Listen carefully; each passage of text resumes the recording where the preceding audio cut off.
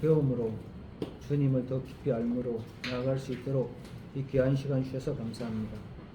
이 시간을 통해서 하나님의 주시는 말씀을 우리가 잘 깨달아서 목회자로서의 소양을 잘 갖추고 또 우리가 말씀을 통해서 생명을 살리는 역사를 일으킬 수 있도록 도와주시기를 원합니다.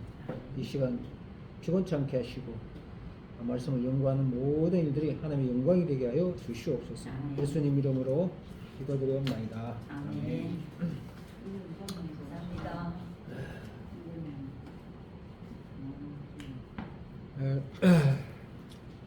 오늘은 뭐 이 책은 볼 필요 없고 내가 대충 이 책이 없는 24장, 25장부터 27장까지 레위기 마무리하면서 좀 이렇게 요약해 왔습니다. 그러니까 이것들을 보면서 진행을 하도록 하겠습니다.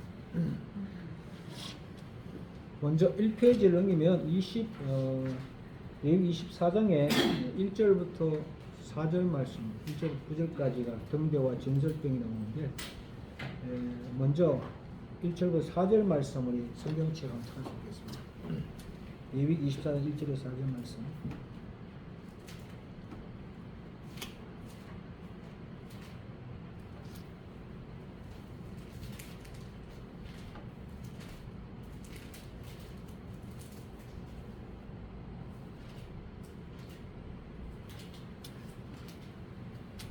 자, 찾았으면 제가 읽어드리겠습니다.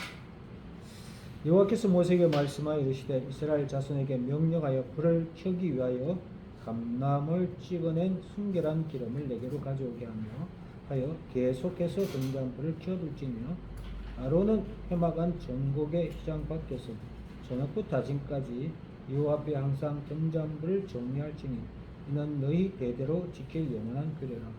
그는 여호와 앞에서 순결한 등잔대 위의 등잔들을 항상 정리할지니라. 그래서 이제 성소 안에는 등대와 아주 진설병이 있죠. 등대는 불을 켜는 것이고 진설병은 하나님께 상을 차려야 됩니다. 떡을 대신하고 있습니다. 먼저 등대에 대해서 우리가 먼저 살펴볼 때 오늘 제가 요약해온 1페이지 메뉴에 읽어보겠습니다.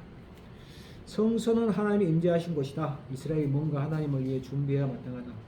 레위기 24장 1절에서 9절에는 그것을 다루고 있다. 성소에는 무엇이 있어야 하는가? 하나님이 계신 성소에는 밝은 빛이 항상 비춰야 했으며 생명을 상징한 떡이 진열되어야 했다. 언제나 꺼지지 않는 밝은 빛과 생명은 하나님의 특성을 그대로 보여주는 상징이다. 3500년 광야에 존재한 성소가 지금 우리와 무슨 관계가 있는가? 성소는 옛날 그 시대만 존재한 것이 아니다. 어느 시대나 어떤 사람이든지 성소에 마음에 사는 신앙이 필요한 것이다. 이것이 레위기의 정신이다. 성소는 오늘을 사는 우리 마음에도 그대로 있어야 한다. 삶의 성소가 있다면 성도의 마음에도 빛과 생명이 가득해야 한다. 뿐만 아니라 작은 성소를 품은 우리가 사는 사회도 그렇게 변화되어야 할 것이다. 이게 성소에 대한 이야기고, 성소에 먼저 등대에 대한 얘기를 하고 있습니다. 등대를 우리가 메노라, 또 히브리 말로 무노라라고 말하는데, 히브리 말로 촛대라는 뜻이죠. 촛대라는 뜻인데 유대계 제식에 쓰이는 가장 중요한 상징적 의미를 가지고 있다. 때문에 이스라엘 국장에는 메노라가 그려져 있다. 이스라엘 국장, 이스라엘 상징하는 국장에는 이 메노라가 있겠어요. 우선 어두운 장막에 있는 거대한 메노라가 주는 빛은 어둡고 지엄하는 세상 가운데 하나님의 빛과 거룩함을 강력한 상징이다.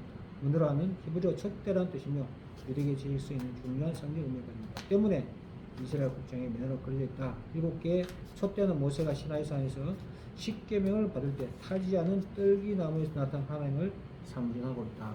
이 촛대는 떨기나무에 타는 떨기나무를 상징적으로 보여주고 있다는 것입니다.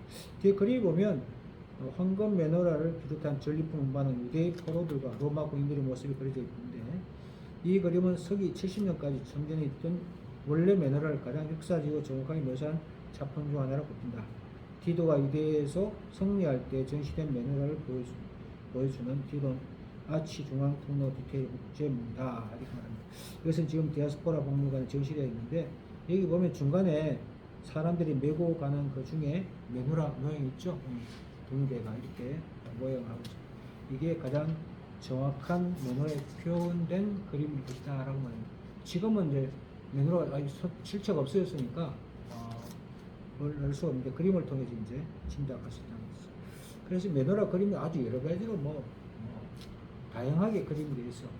근데 7개 등잔을 비추는 그 모양은 비슷하다고 할 수 있겠습니다. 이스라엘 앞에 나타나신 하나님을 뜻하는 속내가 떨기나무 뜻하는 떨기나무의 상징한 등대가 담겼다. 거기서 나오는 빛이 비추는 한 성소의 하나님의 인도가 가득했다. 등대 가지에 달린 등잔에는 올리브 기름을 항상 채워둬야 했다.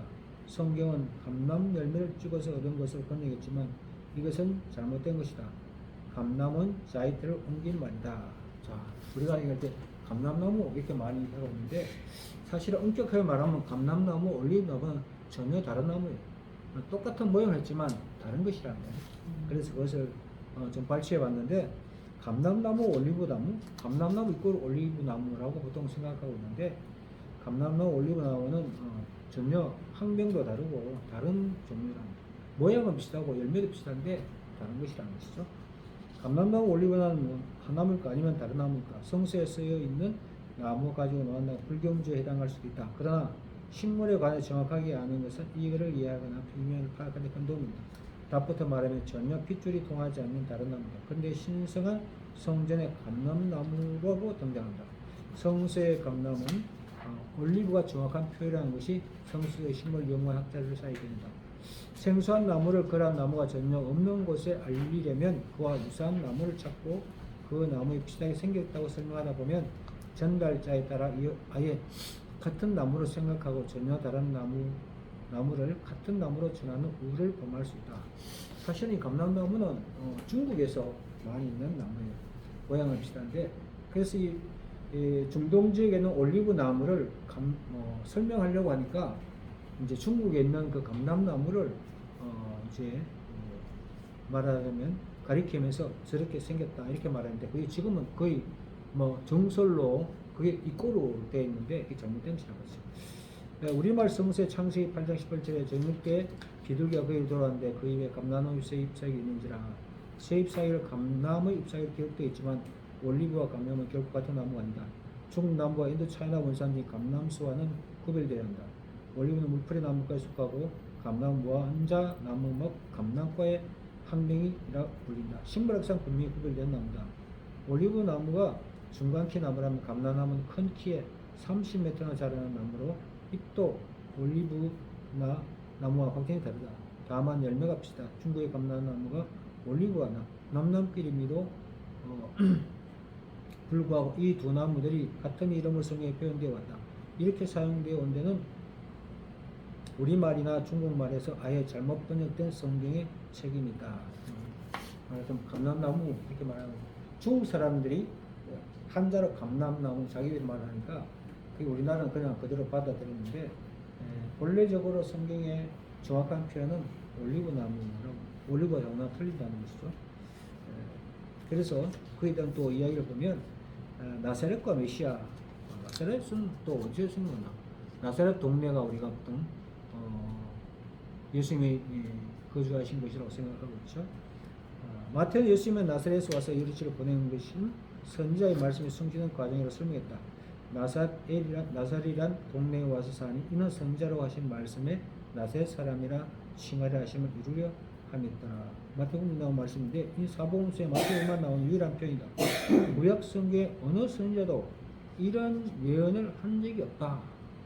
예수님께서 나사렛에서 계셨다는 것을 구약 성경이 어디도 기록하고 있지 않는데 마태는 왜 나사렛에서 사는 선지자로 이야기했을까 하는 것입니다. 그래서 성서 비평학자들은 성경에 오류가 있다고 주장하면 이 말씀을 자주 덜먹인다. 구약의 어느 선지자도 앞으로 오실 메시아가 나사렛 사람이라고 칭하리라 예언한 적이 없기 때문이다. 이 말씀에서 핵심은 나사렛이라는 어원에 있다. 나사렛은 히브리로 나자라트라고 하는데 이는 올리브 나무 뿌리에서 나온 가지인 넷젤에서 나온 말이다. 나사렛이 어디서 나온 말이냐 하면 올리브 뿌리에서 나온 말이라는 것이죠. 그래서 유대인들은 히브리 자음을 가지고 낱말로 절개했는데 원래 히브리어는 모음이 없고 자음만 되어 있기 때문이다. 유대인들에게 넷제르는 메시아를 뜻한다. 나사렛 사람이 칭하리라 표현해서 유대인들은 나사렛에 자라신 예수가 바로 메시아라고 선포하려는 마태어들을 쉽게 읽었을 것이다. 마태복음의 대상이 이방인이 아니라 유대인이었기 때문에 이런 표현을 할 수 있지만 유대 문화를 모르는 이방인에게는 이런 말씀이 올무와 걸림돌이 될 수 있다. 마태복음은 사실 유대인에게 예수님을 증거하려는 것이, 그래서 항상 마태복음에 뭐가 많이 등장하냐면 선지자의 말씀을 이루려 하십니다. 이런 말씀이 계속 등장해요. 그래서 예수님이 선지자들이 예언한 바로 그 메시아가 이분이라를 가리키는 것이죠. 그래서 나사렛에서 온 메시아, 이 얘기가 나사렛 단어가 어떻게 등장하나?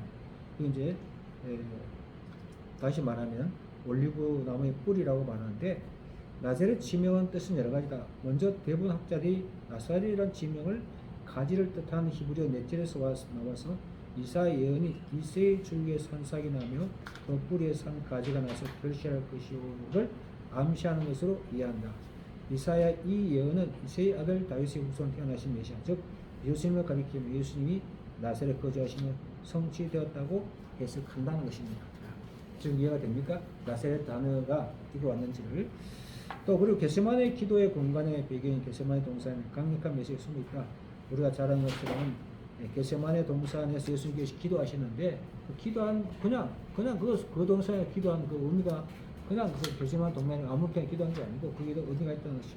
겟세마네는 지금도 그 올리브 기름을 짜는 틀이 그 겟세마네 말하자면 그 동산이라고 칭하는 그곳에 아주 큰 그 기름 짜는 틀이 있다고 해요. 그래서 겟세마네 틀을 가리키는 갓과 올리브 기름을 표현한 슈만이 합쳐진 복합 단어이기 때문이다. 겟세마네 히브리 단어 갓과 세멘에서 파생되었다. 올리브산 기슭에서 예루살렘 농부들이 수확한 올리브를 짜서 기름으로 만드는 정원이 있다.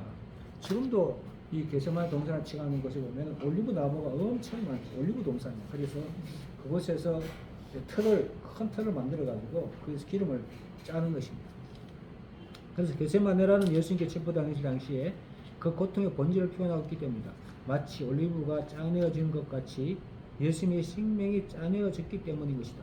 성경에 나오는 다음 구절, 예수께 힘쓰고 애써 더욱 간절히 기도하시니 땀이 땅에 떨어지는 핏방울 같이 되더라를 통해 우리는 전에 알지 못했던 이야기의 진정한 의미를 알 수 있게 되는 것이다.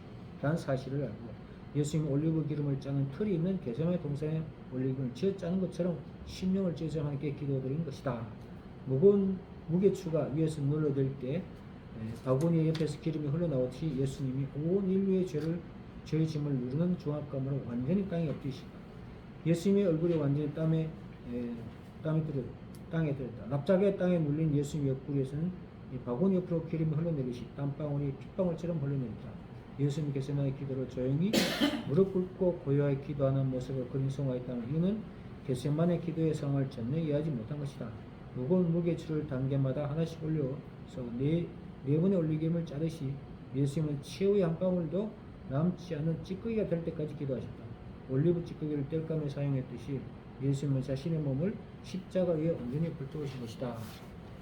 예수님께서 몇 분 기도하셨죠? 겟세마네 동산에서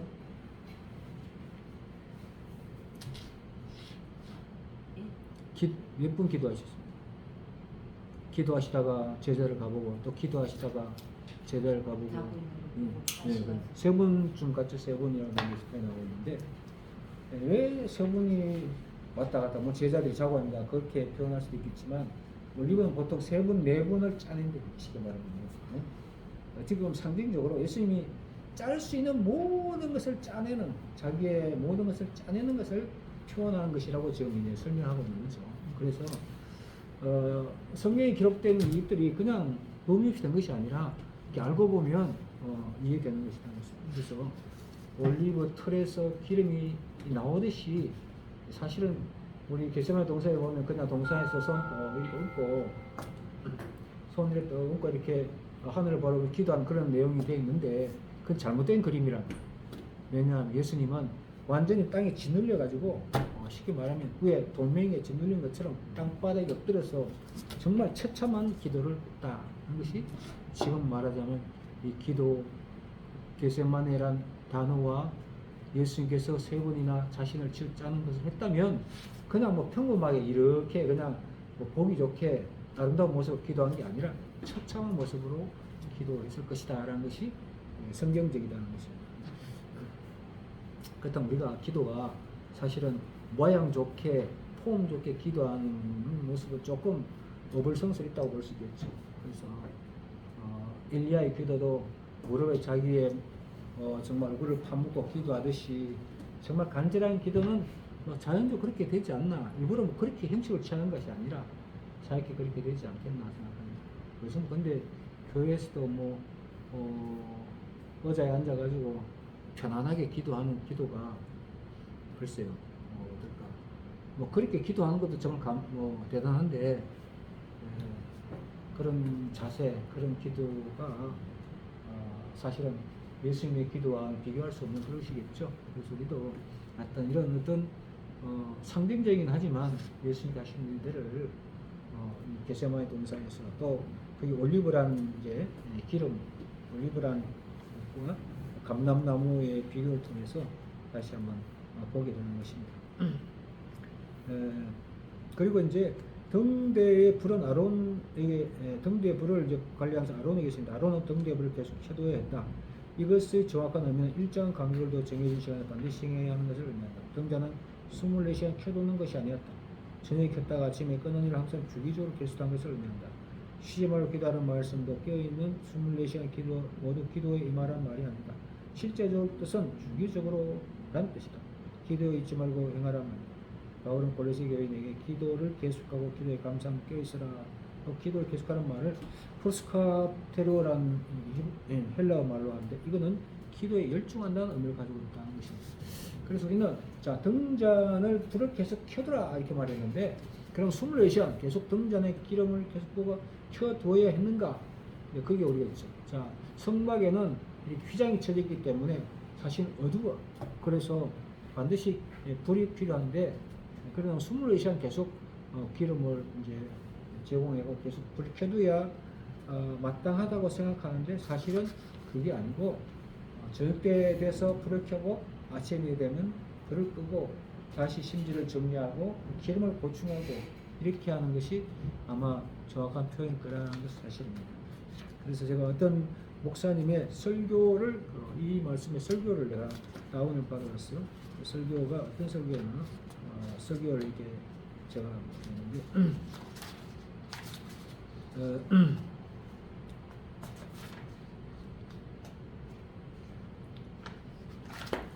자 설교에 대해서 우리 같이 한번 읽어봅시다. 등뼈를 켜두는 것은 바로 이런 의미다. 3페이지에 설교 가운데 제가 올린 걸 제가 읽어드리겠습니다. 출애굽기 20장 20절의 말씀을 보시면 끊이지 않고 등불을 켜라고 말씀하셨습니다. 21절의 말씀을 보면 아론과 그 아들들은 성막에서 밤새도록 등잔불이 꺼지지 않도록 보호해야 하는 책임을 갖고 있었다. 출애굽기 20장 말씀을만 보면 성소에 있는 등잔의 불이 24시간 계속해서 켜 있는 것으로 오해할 수 있다. 그러나 사실 끊이지 않고 등불을 켜라는 말씀은 밤낮 하루 종일 계속 등불을 켜놓으라는 명령이 아니라 매일 밤 규칙적으로 끊임없이 등불을 켜놓으라는 의미이다. 성경을 자세히 보면 저녁 상번제 드릴 때 켜놓은 등불이 밤새도록 어두운 성소를 밝히게 하고 그 다음날 아침 상번제 때에는 등불을 소등하였다는 사실을 알 수 있다. 출애굽기 3장 7절 8절 말씀에 보면 아론이 아침마다 그 위에 향기로운 향을 사르되 등불을 정리할 때 살을 찌며 또 저녁 때 등불을 켤 때 살을 찌니 이 향은 너희가 되도록 여 앞에 끊지 못할지며 라고 합니다. 자, 불을 크고 껐다는 사실을 우리가 알 수 있죠. 출애굽기 말씀에 보면 아침마다 향기로운 향을 사르며 등불을 정리할 때 살을 찌며 또 저녁 때에는 아침마다 그 향기로운 향을 사르되 등불을 정리할 때다. 이렇게 말하자면 저녁에 불을 켜고 아침에는 불을 켰다가 말하자면 심지를 다시 정리하고 기름을 보충하고 다시 불을 켜는 그런 것을 계속했던 것입니다.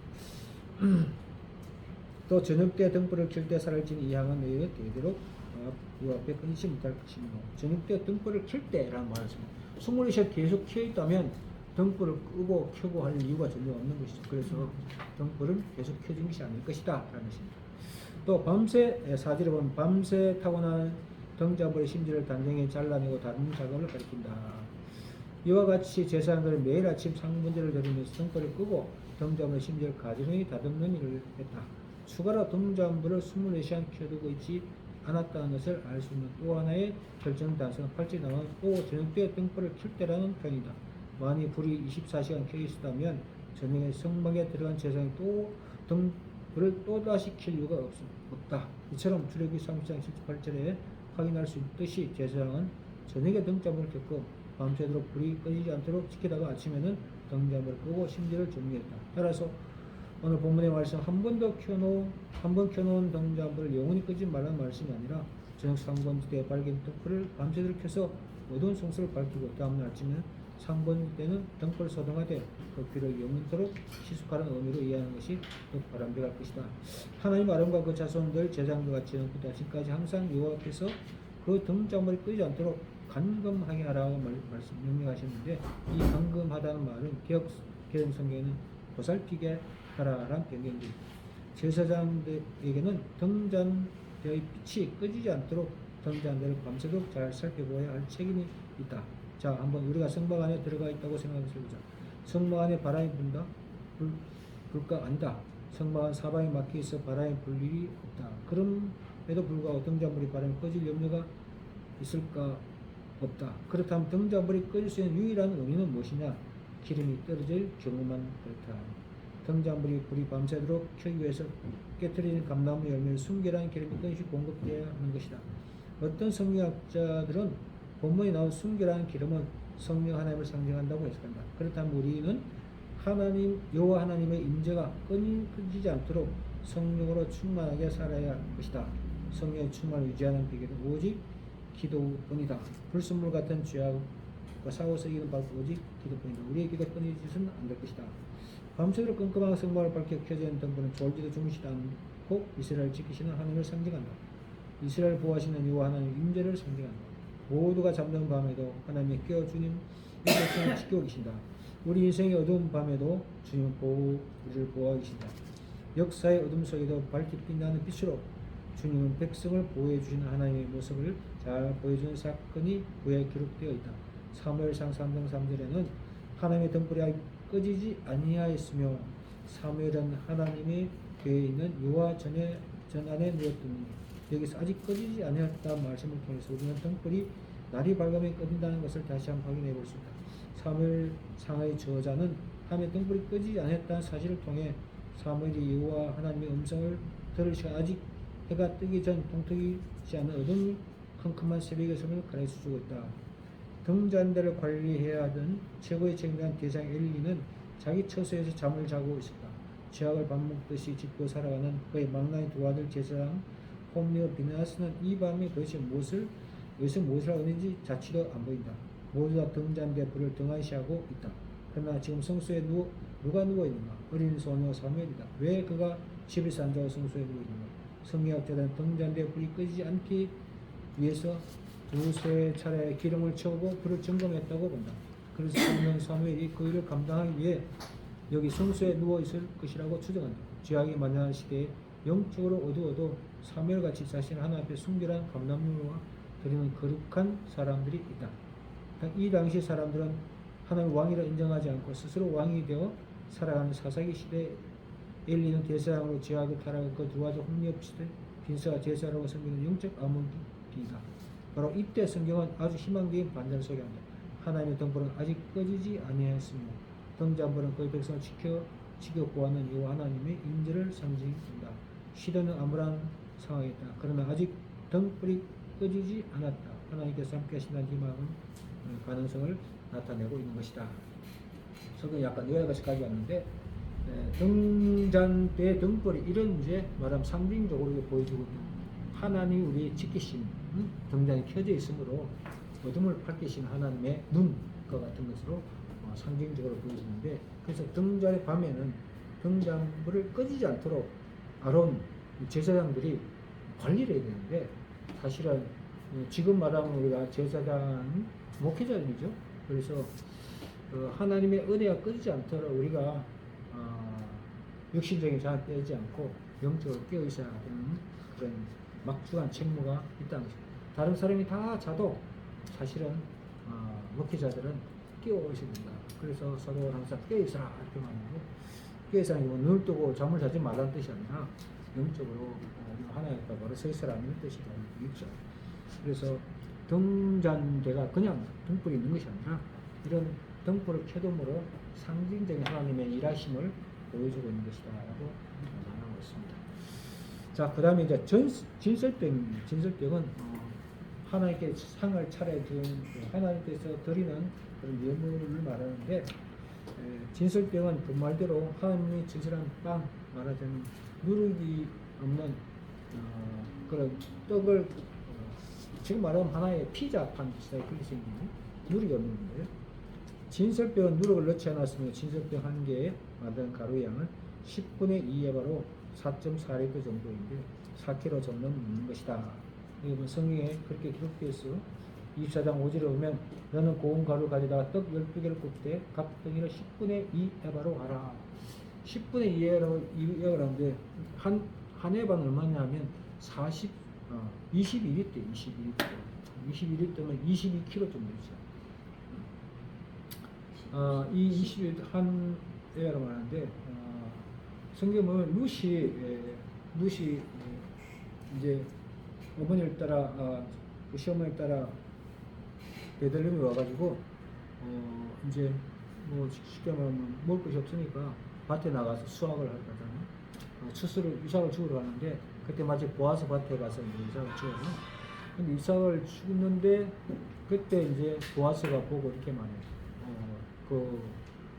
하인들을 보고 이제 점령을 방해하지 말고 잘 죽도록 하라 이렇게 했는데, 나중에 룻이 이제 다 주워가지고 가져간 양이 한 에바야. 그러니까 다 추수해 가져간 양이 한 에바니까 쉽게 말하면 지금 살 20kg짜리 정도 되는 양이죠. 그러니까 20kg 정도 되면은 보통 뭐 두 식구면 얼마나 먹습니까? 10kg 한 달 충분히 먹을 수 있는 양입니다. 그 정도로 많은 양인데, 오늘 빵 하나가 사실은 진설빵 12개인데 빵 하나가 얼마냐면 4kg. 뭐 어떤 분은 이거 규격을 말했는데 그것을 만들면 어느 정도 되느냐 하니까 이게 지름이 3cm, 두께가 10cm 정도는, 지름이 3cm, 지름 3cm 맞은데 상당히 이 정도 크잖아요. 그리고 두께가 또 10cm 정도 되면 이 두꺼운, 그걸 6개씩 12개를 진행해라고 생각할 수 있습니다. 근데 이제 뭐 그런 모양이고, 히브리어로 레켐파님이라고 말하는 그 성소의 떡을 레켐파님이라고 하는데, 임재의 떡이라고 칭하였다는 것입니다. 임재로 번역된 히브리어 파님은 얼굴을 돌리다, 나타나 보이다는 뜻이 있는 하나의 수리된 남성 명사인 구성도 있고, 구약 성경은 임재, 얼굴, 인격 앞에 얼굴빛으로 읽는다. 근데 사실은 여기 파님이라는 뜻은 하나님의 얼굴을 표현하는 하나님의 얼굴.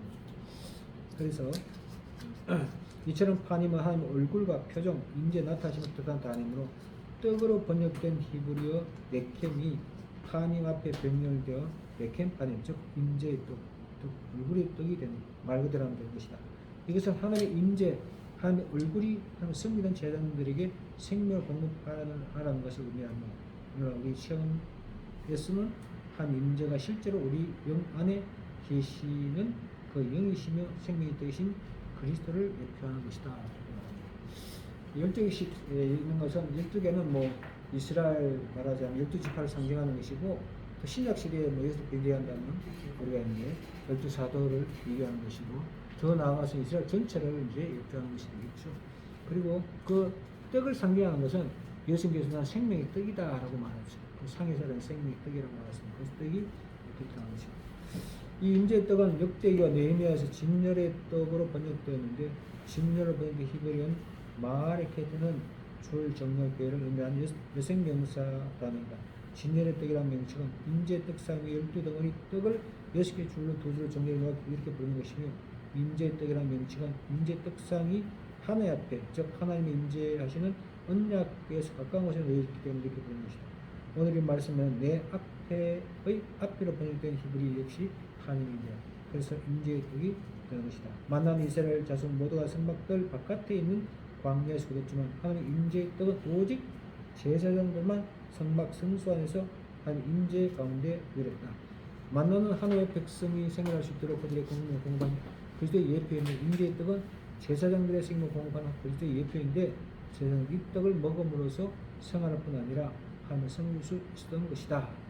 자, 인재의 떡, 이 떡 12개를 넣어주면 이건 언제 먹느냐? 일주일 동안, 일주일 동안 이제 하고 안식일날 다시 받고, 그러면 이 떡을 어디서 먹냐? 성소 안에서 먹어요. 누구만? 제사장. 생각해보세요. 자, 일주일 동안 떡을 놔두면 뭐 무릎 들어가지 않은 떡이 굳을까 안 굳을까? 아무래도 떡이 딱딱해지겠죠. 근데 제사장들이 이제 그 떡을 물리면 그 제사장들이 밖에 가지도 못하고 그 안에서 다 먹어야 되는데, 사실은 떡이 양이 얼마 되냐면 거의 말하는 한 에바 같으면 거의 22kg 되는 양인데, 21kg 같으면 적은 양이 아니잖아요. 적은 양이 아닌데, 그럼 뭐 일주일 동안 먹을 수도 있겠지만, 하여튼 떡을 먹는 것이 상당히 고역이 있을 것이다라고 얘기해요. 왜냐하면 떡을 성소 안에서 먹어야 되고, 그 떡을 이제 다 이제 먹어야 되니까, 그것도 제사장 먹어야 되는데, 제사장들이 먹어야 되는데, 예배를 준비하면 제사장 먹어야겠죠. 그러니까 어떤 학자들이 말하기를, 그걸 먹기 위해서 상당한 말하자면 떡을 먹는데 고역이 있을 것이다. 우리가 먹는 것처럼 밥 먹는 것처럼 그렇게 먹는 게 아니고, 떡이 딱딱해서 씻기도 어려울 뿐만 아니라, 떡이 사실은 무교병이 맛이 별로 없잖아요. 사실은 별로 맛이라고 없는 거예요. 그냥 밀가루 그 덩어리인데, 그걸 먹는다는 자체는 아무 쉽게 말하면 곁들이지 않고 그것만 먹는다는 것은 상당히 힘든 일이었다, 이렇게 말을 표현하고 이야기 들었는데, 근데 하나는 왜 제사장들에게 그 성소 안에서 쉽게 말하면 맛도 없는, 어떻게 보면 하나님께 거룩한 떡이라고 말하지만 인간적으로 먹기에는 상당히 불편하고 맛도 없는 떡을 거기서 먹으라고 했을까라는 생각이죠. 어떤 의미에서는 우리가 말씀이 맛이 있습니까? 어떤 데는 말씀이 뭐 달콤하다, 뭐 꿀송이보다 달다 이렇게 표현하고 있는데, 사실은 말씀이 꿀송이처럼 그렇게 달면 모든 사람들이 뭐 성경 얼마나 정말 귀하게 여기겠습니다. 근데 사실은 말씀이 껄끄럽고 좀 부담스럽고 뭔가 이렇게 좀 가까이 좀 먼 당신처럼 생각할 게 많죠. 그러니까 한마디로 하면 맛을 따지면은 별로 그렇게 탐탁치 않는 맛이다. 네. 제사장들은 사실은 이렇게 전혀 아무 맛도 없는 일종의 떡을 성소 안에서 먹었는데, 사실은 어떻게 보면 제사장들은 그 맛없는 떡을 맛있고 감사하고 영광스럽게 먹어야 된다는 것입니다. 그래서 그런 의미를 가지고 있다는 것이죠. 어떤 책에 보니까 이 성소에서 만든 떡을 아무나 만드는 것이 아니고 밀가루가 11번이나 채를 쳐가지고 아주 고운 가루. 그 당시에는 뭐 지금처럼 제분기가 없으니까 이렇게 몇 돌에다 갈았을 거 아닙니까? 그러면 아무래도 이제 그게 덩어리가 지금 것도 있고, 그러니까 계속 빻아가지고 한 11번 쳐서 가장 고운 가루를 가지고 이제 떡을 만들었는데, 어떤 특정한 사람, 이 떡을 만드는 전문적인 사람이 아무나 만드는 게 아니고 전문 사람인데, 이 사람은 특별한 재능을 가지고, 그 떡이 일주일이라도 딱딱하게 굳지 않는 떡을 만듭니다. 굳지 않는 떡을 만들었는데, 이 사람이 떡을 만든 그 비결을 아무도 안 가르쳤다. 그래서 옛날 그 이스라엘 시대에 이것을 비결을 가르치지 않아 가지고 지금은 떡을 만드는 붙지 않게 만든 떡의 그 비결이 사라져 가지고 지금은 그 시대인데, 그 시대 어떤 시대에는 이 떡이 아주 굳지 않은 떡으로 만든 적이 있었다, 이렇게 이야기하는 사람도 있습니다. 사실 뭐 그거는 상징적이고, 중요한 것은 상이나 제단에 오르는 것은 모두 그리스도야 한다. 제단 위에 있는 그리스도는 하나님의 헌명한 향이고, 상 위에 있는 그리스도는 우리를 공급하는 음식이다. 우리가 음식이신 그리스도를 먹을 때 하나님께서는 향이신 그리스도를 헌명하는 것이며, 우리가 그리스도를 먹을 때 우리와 하나님께서 스스로 만족하게 하는 것이다. 예수님께서 만찬을 하시면서 떡을 떼으시고 이것은 내 몸이라고 말씀하셨죠. 사실은 전설하는 그 떡은 예수님의 상징적인 몸을 상징하는 것이고, 제사장이 그걸 먹는다는 것은 일종의 성찬식의 의미를 가지고 있다고 볼 수 있겠습니다. 그래서 그 떡이 상징하는 생명의 떡이 있고, 제사장은 또 모든 백성을 대표하는 사람이기 때문에 그걸 먹음으로 또 하나님의 은혜가 유지되는 것을 상징적으로 볼 수 있겠죠. 그래서 이 성수에 있는 등잔과 떡에 대한 상징적인 의미가 풀어봤습니다. 그러면 등잔은 하늘에 비추는 빛을 말하고, 세상의 죄를 말하자면 어둠을 밝히는 죄를 깎는 빛을 말하고, 떡은 또 예수님께 생명을 주는 그런 떡을 상징적으로 보여주었다라고 할 수 있습니다. 자, 그 다음에 우리가 할리오 법칙이라고 하는데, 그러면 10장에 보면 10장에서는 10절부터 23절까지 이게 이제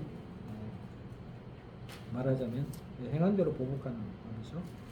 제가 읽어보겠습니다. 이스라엘 레위기 24장 10절부터 23절까지. 이스라엘 자손 중에 그의 어머니가 이스라엘 여인이요 그의 아버지가 애굽 사람인 어떤 사람이 나와서 한 이스라엘 사람과 진영을 싸우다가 그 이스라엘 여인 아들이 여호와 이름을 모독하여 저주함으로 무리가 끌고 모세에 가니라. 그의 어머니 이름은 슬로미시요 단지파 디브리 딸이었더라. 그들이 그를 가도 여호와의 명령을 기다리고 여호와께서 모세에게 말씀하시되 그 저주한 사람을 진영에 끌으며 그것을 들은 모든 사람이 그들의 손을 그의 머리에 얹게 하고 온 회중이 돌로 그를 칠지니라. 너는 이스라엘 자손에게 말하이리라.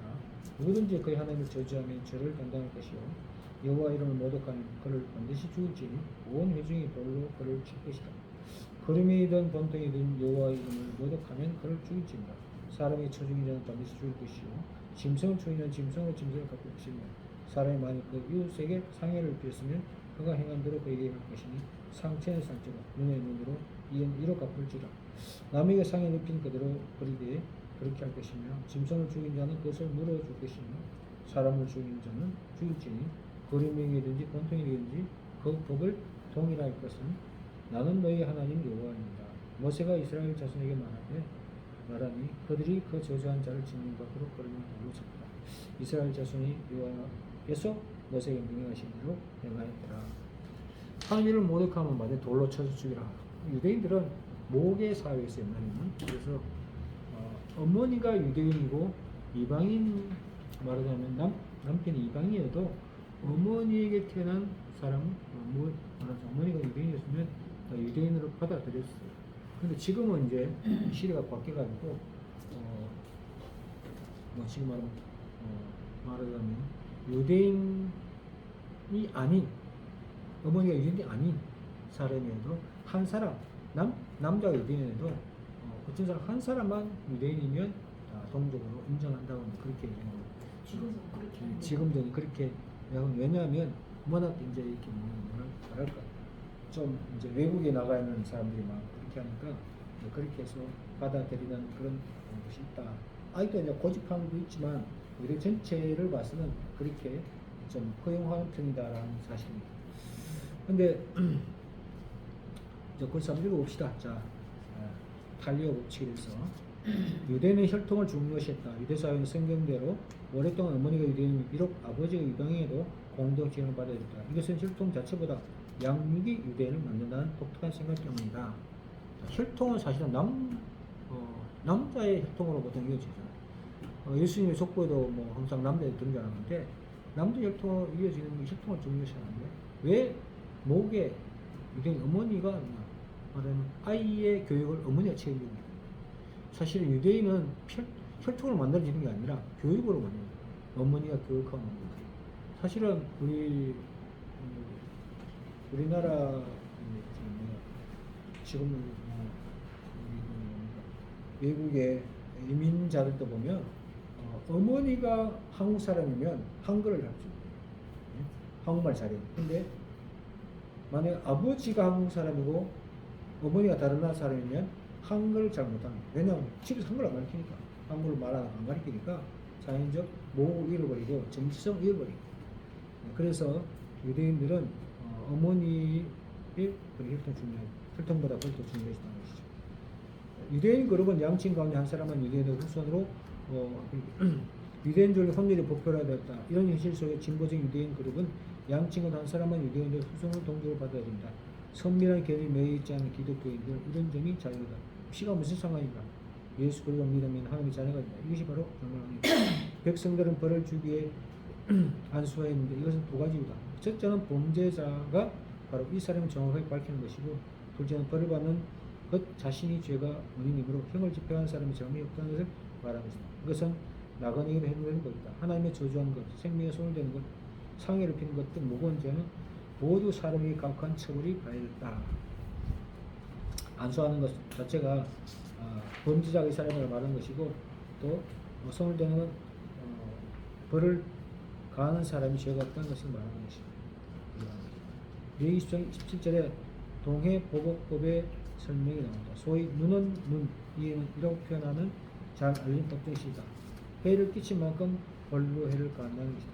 이것을 탈리오 법칙이라고 말하는데, 탈리오는 말은 라틴 말인데, 탈리오는 복수, 보복이라는 뜻을 가지고 렉스는 복을 뜻하므로 둘로 합치면 보복법이라는 말이십니다. 피해자가 입은 피해와 같은 정도의 손해를 가해자가 가하는 보복의 법칙을 내가 누구에게 위해를 당해서 복수하고자 하는 것, 더 나아가서 내가 당하면 더 훨씬 큰 정도로 안갚음하고자 하는 것은 아무도 많은 사람이 느끼는 자연스러운 감정인 것이다. 그렇지만 이는 자칫하면 다시 반대로 복수를 불러오고 더욱 대를 이은 복수의 연쇄가 벌어질 수 있다.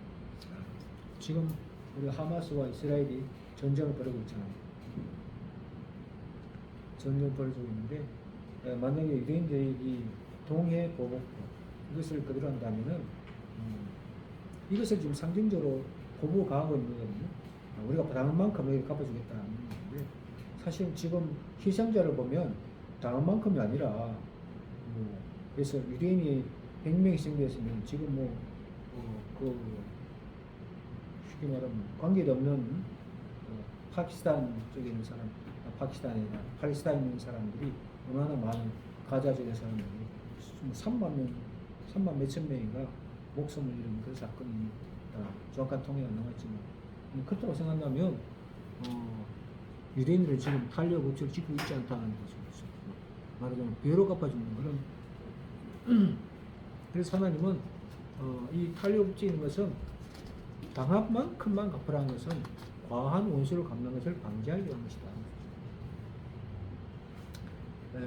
이를 막기 위한 조치가 바로 탈리오 법칙이다. 권력 당국이 판단해 피해자가 입은 피해와 똑같은 정도나 복수가 영하고 다시 그에게 대한 반대편 재복수를 금지시키는 것이다. 그럼 이것은 무제한 복수가 가해진 원시 상태보다 한 단계 발전한 고대의 법적 시착이다. 탈리오 법칙의 가장 유명한 사례는 고대 바벨론 한문을 위한 기원전 1750년에 제정된 세기 문자로 석비에 새긴 한문의 법정이 될 수 있다. 가장 전형의 조문은 잘 알린 대로 다른 사람이 눈을 뽑은 자는 똑같이 눈을 뽑는다. 그 외에도 같은 원칙이 적용된 사례들이 많다. 임신한 자를 때려서 임신부가 태아가 죽으면 가해자에 따라 사형에 처한다. 의사가 수술하다 환자가 죽으면 의사의 팔을 자른다. 아들이 아버지를 때리면 아들이 두 손을 자른다. 집이 무너져서 집주인 아들을 죽으면 그 집을 지은 건축가의 아들을 사형에 처한다. 참 어마무시한 거죠. 이슬람 국가는 아직도 샤리아에 규정된 대로 탈리오 법칙을 적용하는 나라입니다. 특히 이란은 종교 법정이 여성의 얼굴에 풍산태를 가해 눈을 멀게 한 남자에게 똑같이 처벌하기 결정했다. 흉악한 죄를 저지른 것을 분명하지 하지만 그렇다고 멀쩡한 사람 눈에 광선한 20분을 떨어뜨리는 판결은 너무나 가혹한 느낌입니다. 다른 나라, 다른 종교에 대해 이래저래 말할 수 없지만 결국 국가가 다시 한번 똑같은 범죄를 저지르는 거 아닙니까? 사실은 탈리아 법칙이 성경적이긴 하지만 지금 시대는 좀 심한 거 아닌가 또 이런 느낌이 있죠. 그래서 좀 판결을 보면 억울한 상해를 입다든지 억울함을 당한 사람들이 많아요. 오번에도 보니까 멀쩡하게 사람이 얼마 전에 뭐 과리인가 어떤 사람이 얼마 전에 뭐 지나간 사람 그냥 죽여가지고 자기가 뭘 했는지 모른다 이렇게 생각하고 그래서 그런 경우도 있고 또 일본 같은 경우에는 보니까 뭐 옆집 아파트 그 옆에 있는 지금 개인 도코레이트 가가지고는 칼로 뭐 죽여가지고 상처를 입혀가지고 거의 죽기 직전까지 갔는데 자기는 왜 그런지 모른다.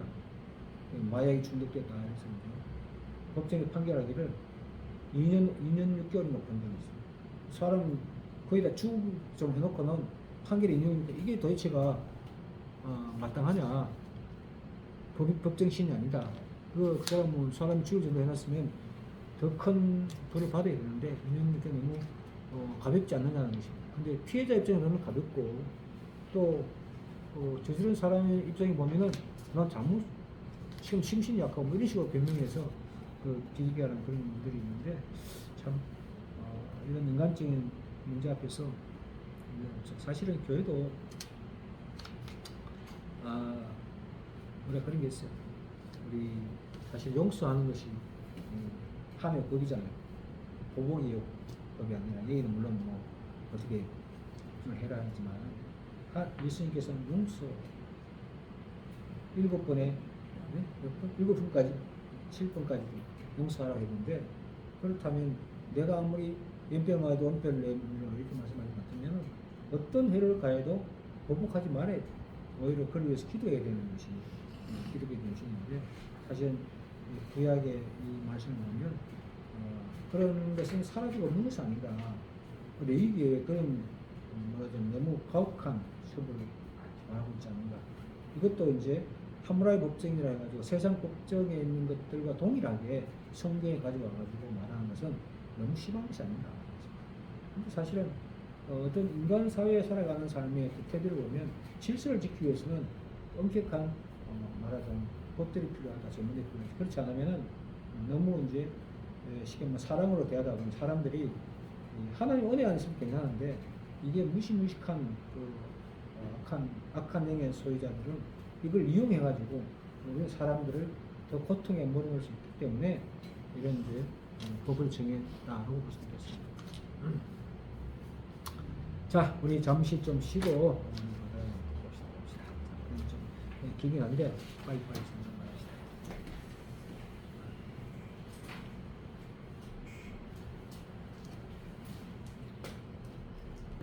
끝까지 쭉 나와 있는데 안식년은 뭐 아시죠? 안식년 7년절 안식년이죠. 우리 먼저 하면 우리 목회자들도 보면 안식년을 가진다 이런 분들 가끔 있어요. 참 행복한 사람은 목회자.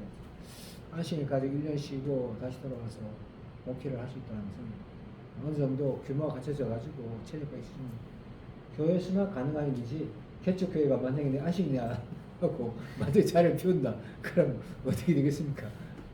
교회가 뭐 제대로 존재하지 않겠지. 그와 같이 안식년 우리에게는 뭐 그림의 떡이나 마찬가지지만 안식년의 정신 우리가 좀 설명해보겠습니다. 자, 7페이지 보면 안식년 안식 이스라엘 땅을 위하여 율법의 명령에 따라 지켜진 7년의 농경 주기의 7번째 해를 말한다. 다시 말해 7년마다 한 번씩 토지를 쉬게 하기 위해 정해진 제도인 것이다. 이 제도는 이스라엘 하나님 여호와가 명했다. 이 안식 6년째 가을꽃 정결 7월 민간적인 정월에 시작되어 이듬해 가을까지 1년간 계속되었다. 이스라엘 백성들이 하나님의 백성으로서 어느 누구에게 속할 수 없듯이 땅 또한 하나님의 것으로서 어느 누구에 영속되어 줄 수 없다는 사실을 보여준다. 이와 같이 시간에 대한 안식일 규례뿐만 아니라 땅에 대한 안식일 규례를 제정한 이유는 다음과 같다. 첫 번째 휴경, 쉼을 통해서 땅의 자연권을 증가시킨다. 또 땅의 생산을 높이고 두 번째 이스라엘 백성들이 재물에 대한 탐욕을 보호하며 3. 안식일 기간 동안 이스라엘 백성들 하나님 충분히 휴식을 더불어 하나님과 깊은 영적 교제를 갖도록 하기 위함이다. 유대 전승에 따른 안식일 계산권이 다음과 같다. 이스라엘 백성들이 가나안을 완전히 정복한 시기는 유사 통치 제8년째인데 이때로부터 계산하여 시작하여 7년째를 첫 안식일을 삼고 50년째를 첫 기념을 삼았다는 것이다. 제7년은 안식할지니 안식년에 대한 구체적인 명령이다. 사실은 우리 인삼 재배한 사람, 인삼 재배한 사람들은 계속 인삼을 심는 게 아니라 4, 5년, 한 6년쯤 인삼 한 6년 심고 한 해를 그냥 묵혀둬요. 왜냐하면 인삼이 지력을 다 뺏어가지고 계속하면 인삼이 제대로 자라지 못해요. 한 1년쯤 묵혀놨다가 다시 걸음을 주고 길을 돌다가 다시 인삼을 심어요. 그와 같이 안식일도 그렇다는 것입니다. 사실 안식일과 신년은 땅에 대한 얘기를 하고 있어요. 물론 사람도 있지만 땅을 중심으로 하고 있는데 안식의 목적은 여호와께 대한 안식이다. 안식의 목적은 결국 땅의 휴식 또한 생산에 지불하는 물질이 챙기는 것이 아니라 그러한 노동으로부터 휴식을 통하여 하나님과 관계 회복이라는 영적인 측면에 보다 강조해 있음을 알지 된다. 안식년에 거두지 말라는 말씀이 있어요. 거두지 말라는 말씀.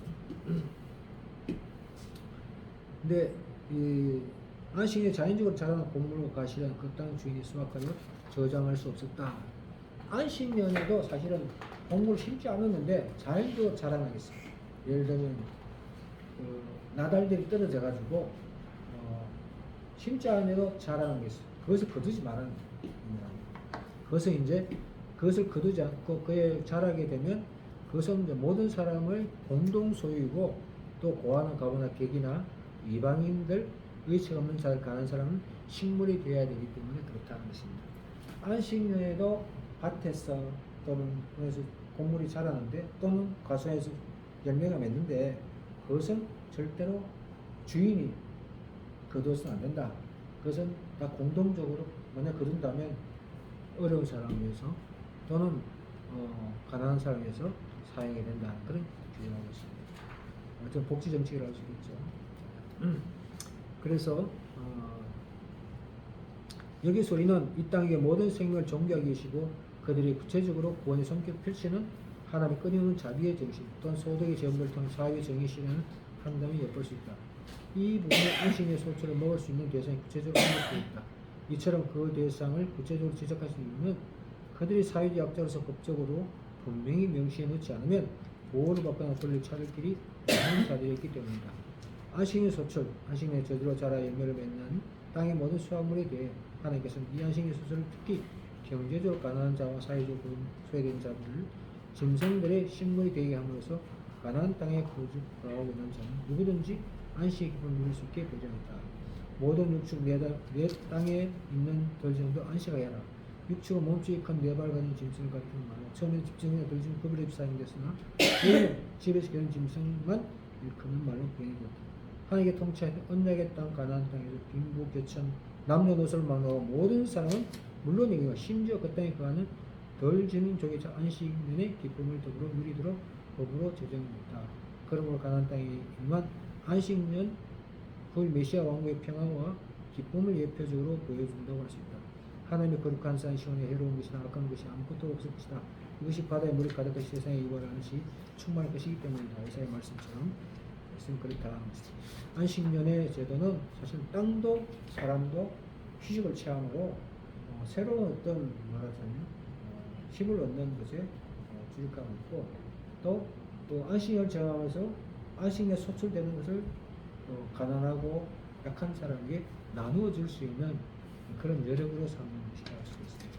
그래서 우리 어떤 교회는 7년째 되는 해 헌금, 모든 헌금, 물론 교회 재정이 꼭 필요한 거 빼고 나머지 모든 재정을 어려운 교회를 돕는 쓰는 그런 내용이 있어요. 쉬는 그러니까 안식년이 안식년 거두지 말라 했으니까 이것을 좀 더 흘려보내자 그런 건데 그런 건 뭐 아름다운 일이라고 할 수 있겠어요. 그래서 안식년은 이제 의미는 그렇고, 또 제가 아는 목사님 중에 한 분은 안식년을 갖다 1년 동안 해외여행을 세계 일주 여행했다. 와, 이거 부럽더라고. 안식년 교회에서 재정 다 내줘가지고 1년 동안 탁 쉬고 유럽으로 미국으로 남아메리카 5만 개 다 다녔는데, 야, 이 정도 좀 되면 목회할 맛이 나지 않을까 생각하는데, 네? 그러니까 사람들이 다 길을 쓰고 좀 대우가 좋은 교회 가려고 다음에 가려고 이랬습니다.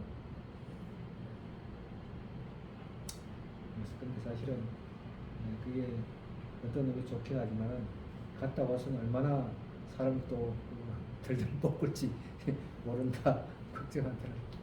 안식에 너무 쉬었으니까 그만큼 이제 교회를 위한 충성심을 발휘되는 게 아니냐.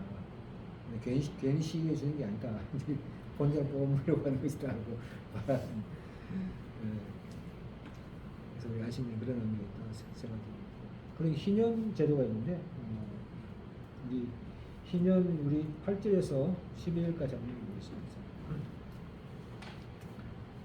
창세기, 레위기 25장 8절에서 12절까지.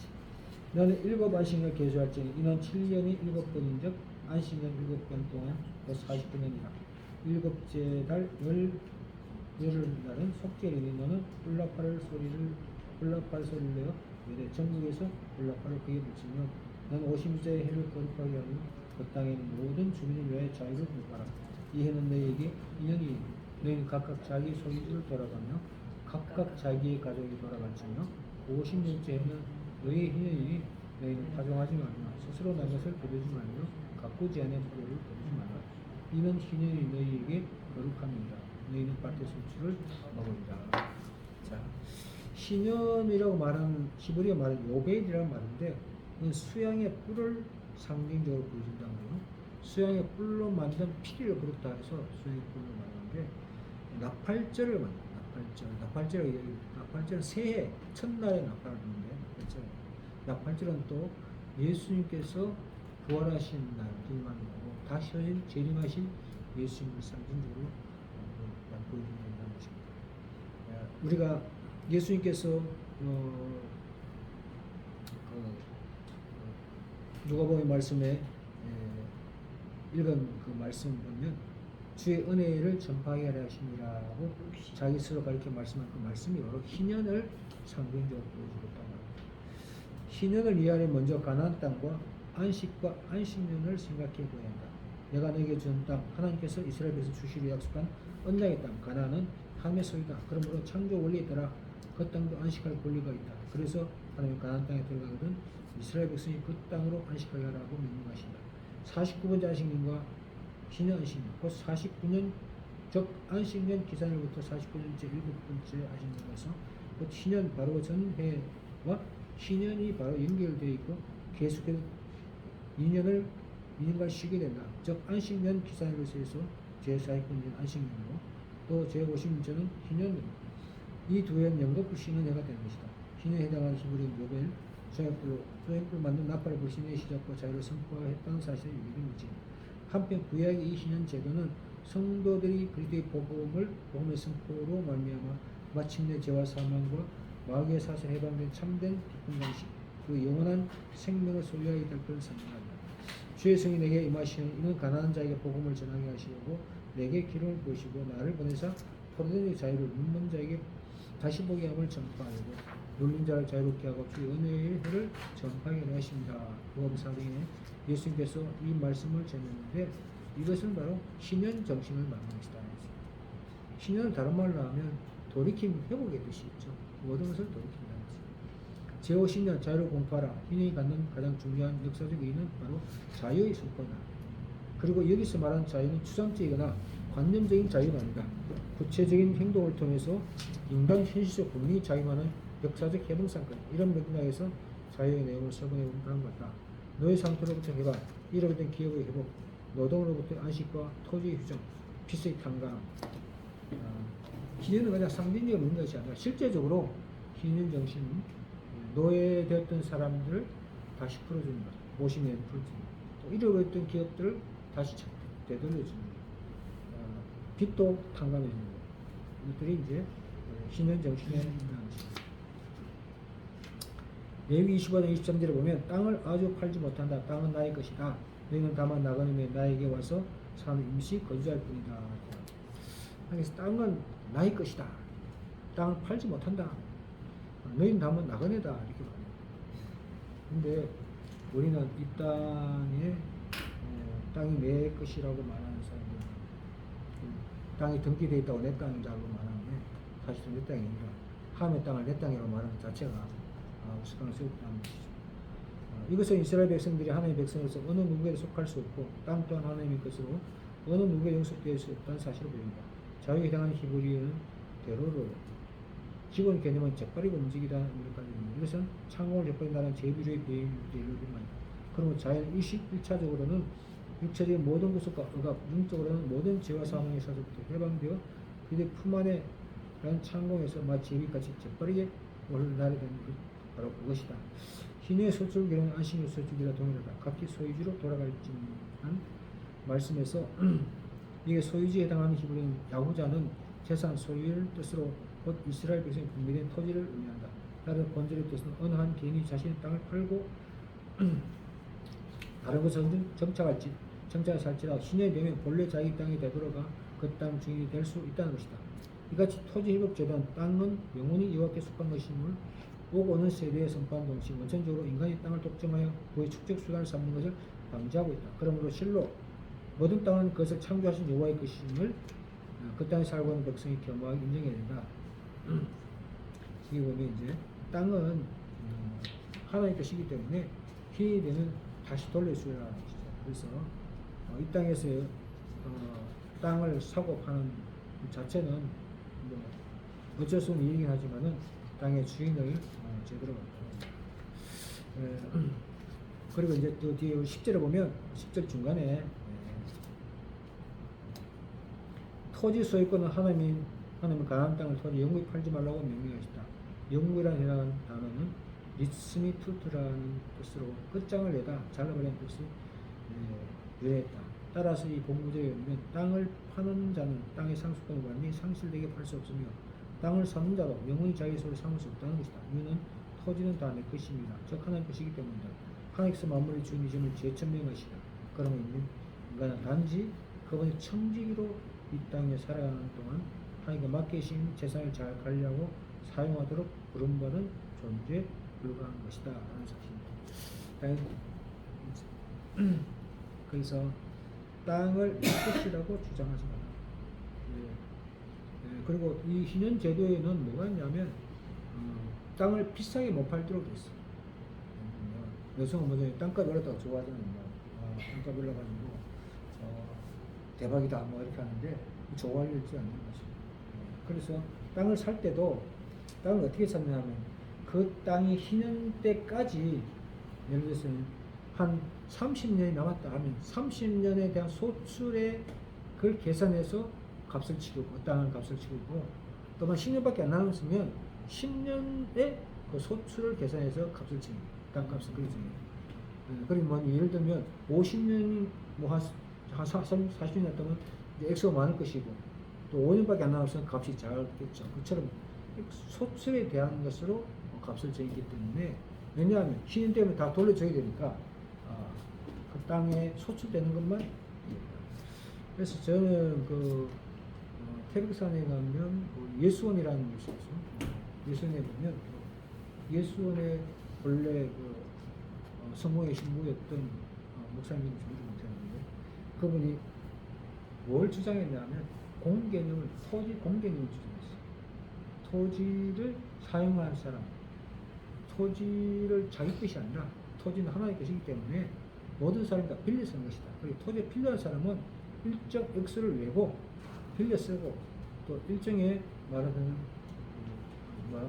토지 임대를 해서 하는 것이 빈부격차업체는 가장 비결이다. 사실은 부자가 되는 게 장사를 잘하고 부자 될 수 있지만 대부분은 땅을 뭐 땅 좀 물려받아 가지고 아무것도 안 했는데 쉽게 말하면 노고 봉사하는 게 얼마나 많습니다. 이게 그냥 불공평하고 불공정한 사건이에요. 그래서 공산주의가 생긴 게 뭐냐, 땅을 다 국가 소유해가지고 공평하게 나누자는 게, 사실 공산주의는 국가 권력으로 또 하기 때문에 국가 권력은 부패되고, 그래서 도무지 공평하게 나눠질 수 없는 게 또 공산주의. 오히려 다 공평하게 나누자 하는 것인데 공평하게 나눠지지 않는 것이 공산주의. 참 안타까운 점이라고 할 수 있죠. 근데 이 공개념이 문제가 있죠. 그래서 자, 그 다음에 이제 우리 11절 말씀입니다. 11절 말씀. 11페이지. 종도 자유케 하라. 동족고 이스라엘 백성이 종으로 삼는 것을 금하였으나 특별히 경우에는 그한 산업됐다. 이 경우에 그 가난한 동족을 종으로 삼는 것은 결코 그를 종으로서의 혹독하게 부리기 위함이 아니라 그가 타민으로 팔려가 영구히 종이 되는 것을 방지하기 위함이다. 그리고 신형까지 그 성도를 지켜 보호하기 위함이다. 그러므로 성경에 언급된 종의 부류는 당시 이방족의 노예 부류와는 그 근본 의미보다 한에게 달랐음을 알 수 있다. 그리고 오직 신형까지 섬기게 하였다. 이 이름이 이스라엘 족속 중 종되었던 자들은 그 종살 해방되어 회복된 자유계로 돌아갈 것을 밝힌다. 물론 이 경우 주인은 아무런 대가도 지불하고 그냥 버리서는 안 됩니다. 따라서 계약에 따라 정도의 차이는 있겠지만 hin연에 당하여 종이 자유롭게 될 때는 어느 정도의 생활 기본이 갖추어진 상태임을 분명히 틀림없었다. 또한 주인은 이것을 보장해 주어야 했다. 너희는 애굽에 있을 때 종이었다 라는 사실을 항상 자극시키므로 애굽 땅에 인도하여 있는 가나안 땅에서 노예 민족 비천한 이스라엘 백성들이 어떻게 살아야 될 것인가를 보여준다는 것이죠. 너희들이 애굽 땅에서 종되었지 않느냐?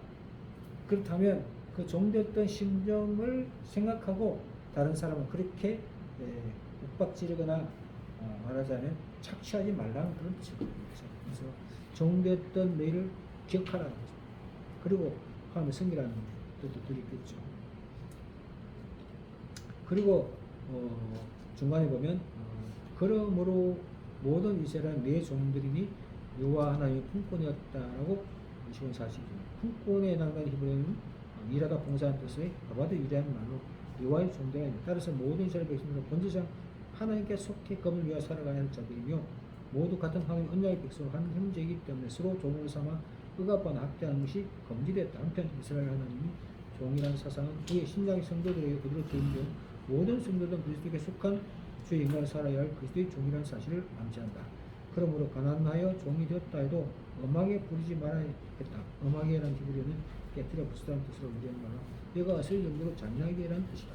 또는 부리다는 말은 원성적 포르테를 발달한 뜻에서 발생된 말로 압제하다, 억누르다는 뜻이다. 따라서 본절의 의미는 이스라엘 백성 중 종된 자들에게 잔인하게 억압하거나 압제하지 말고 마치 흉내처럼 대우해 주라는 것이다.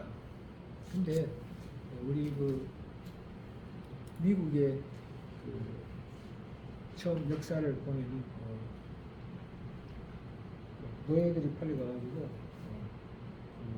지금 말하는 남부 농장에서 착취당하지 않습니까? 얼마나 잘. 근데 그 노예주들이 다들 크리스천들이에요.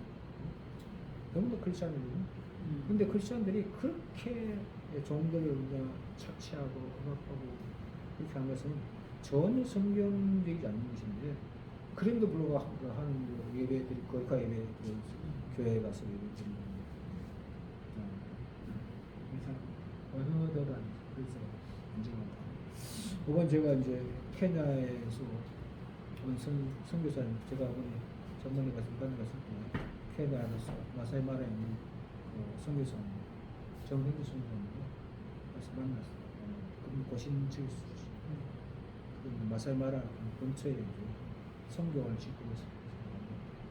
이번에 그리고 대장인 걸 있다가 수술을 받고 그래서 얼마 전에 다시 돌아왔다고 와서 검진 받는다고 왔는데 만나서 식사를 하면서 얘기했어요. 근데 자기가 쭉 이야기하면서 뭘 얘기하냐면 지금 이제 케냐나 우간다는 영국의 지배를 받고 지배를 근데 이 영국 사람들이 복음을 전하는 어떻게 전하냐? 외국 교회 이제 데려옵니다. 완전히 말하자면 착취를 하면서 일단 주일 되면 교회를 가라 이렇게 이제 말하는데, 종들이 이제 교회를 안 가면 매를 맞거나 이렇게 하니까 억지로 이제 교회를 다닙니다. 근데 사실은 교회 가는 게 또 그들이 쉬는 시간이 있기 때문에 우리 군대에 있을 때 불교, 기독교 또는 천주교 이런 거 종교 시간이 있어요. 군대 가면 일요일 날 다 종교 시간, 그다음에 불교 절에 가서 가고, 교회 가서 교회 가고, 성당에 가서 성당에 가는데 다들 이제 보통 사람은 예수 모르는 사람은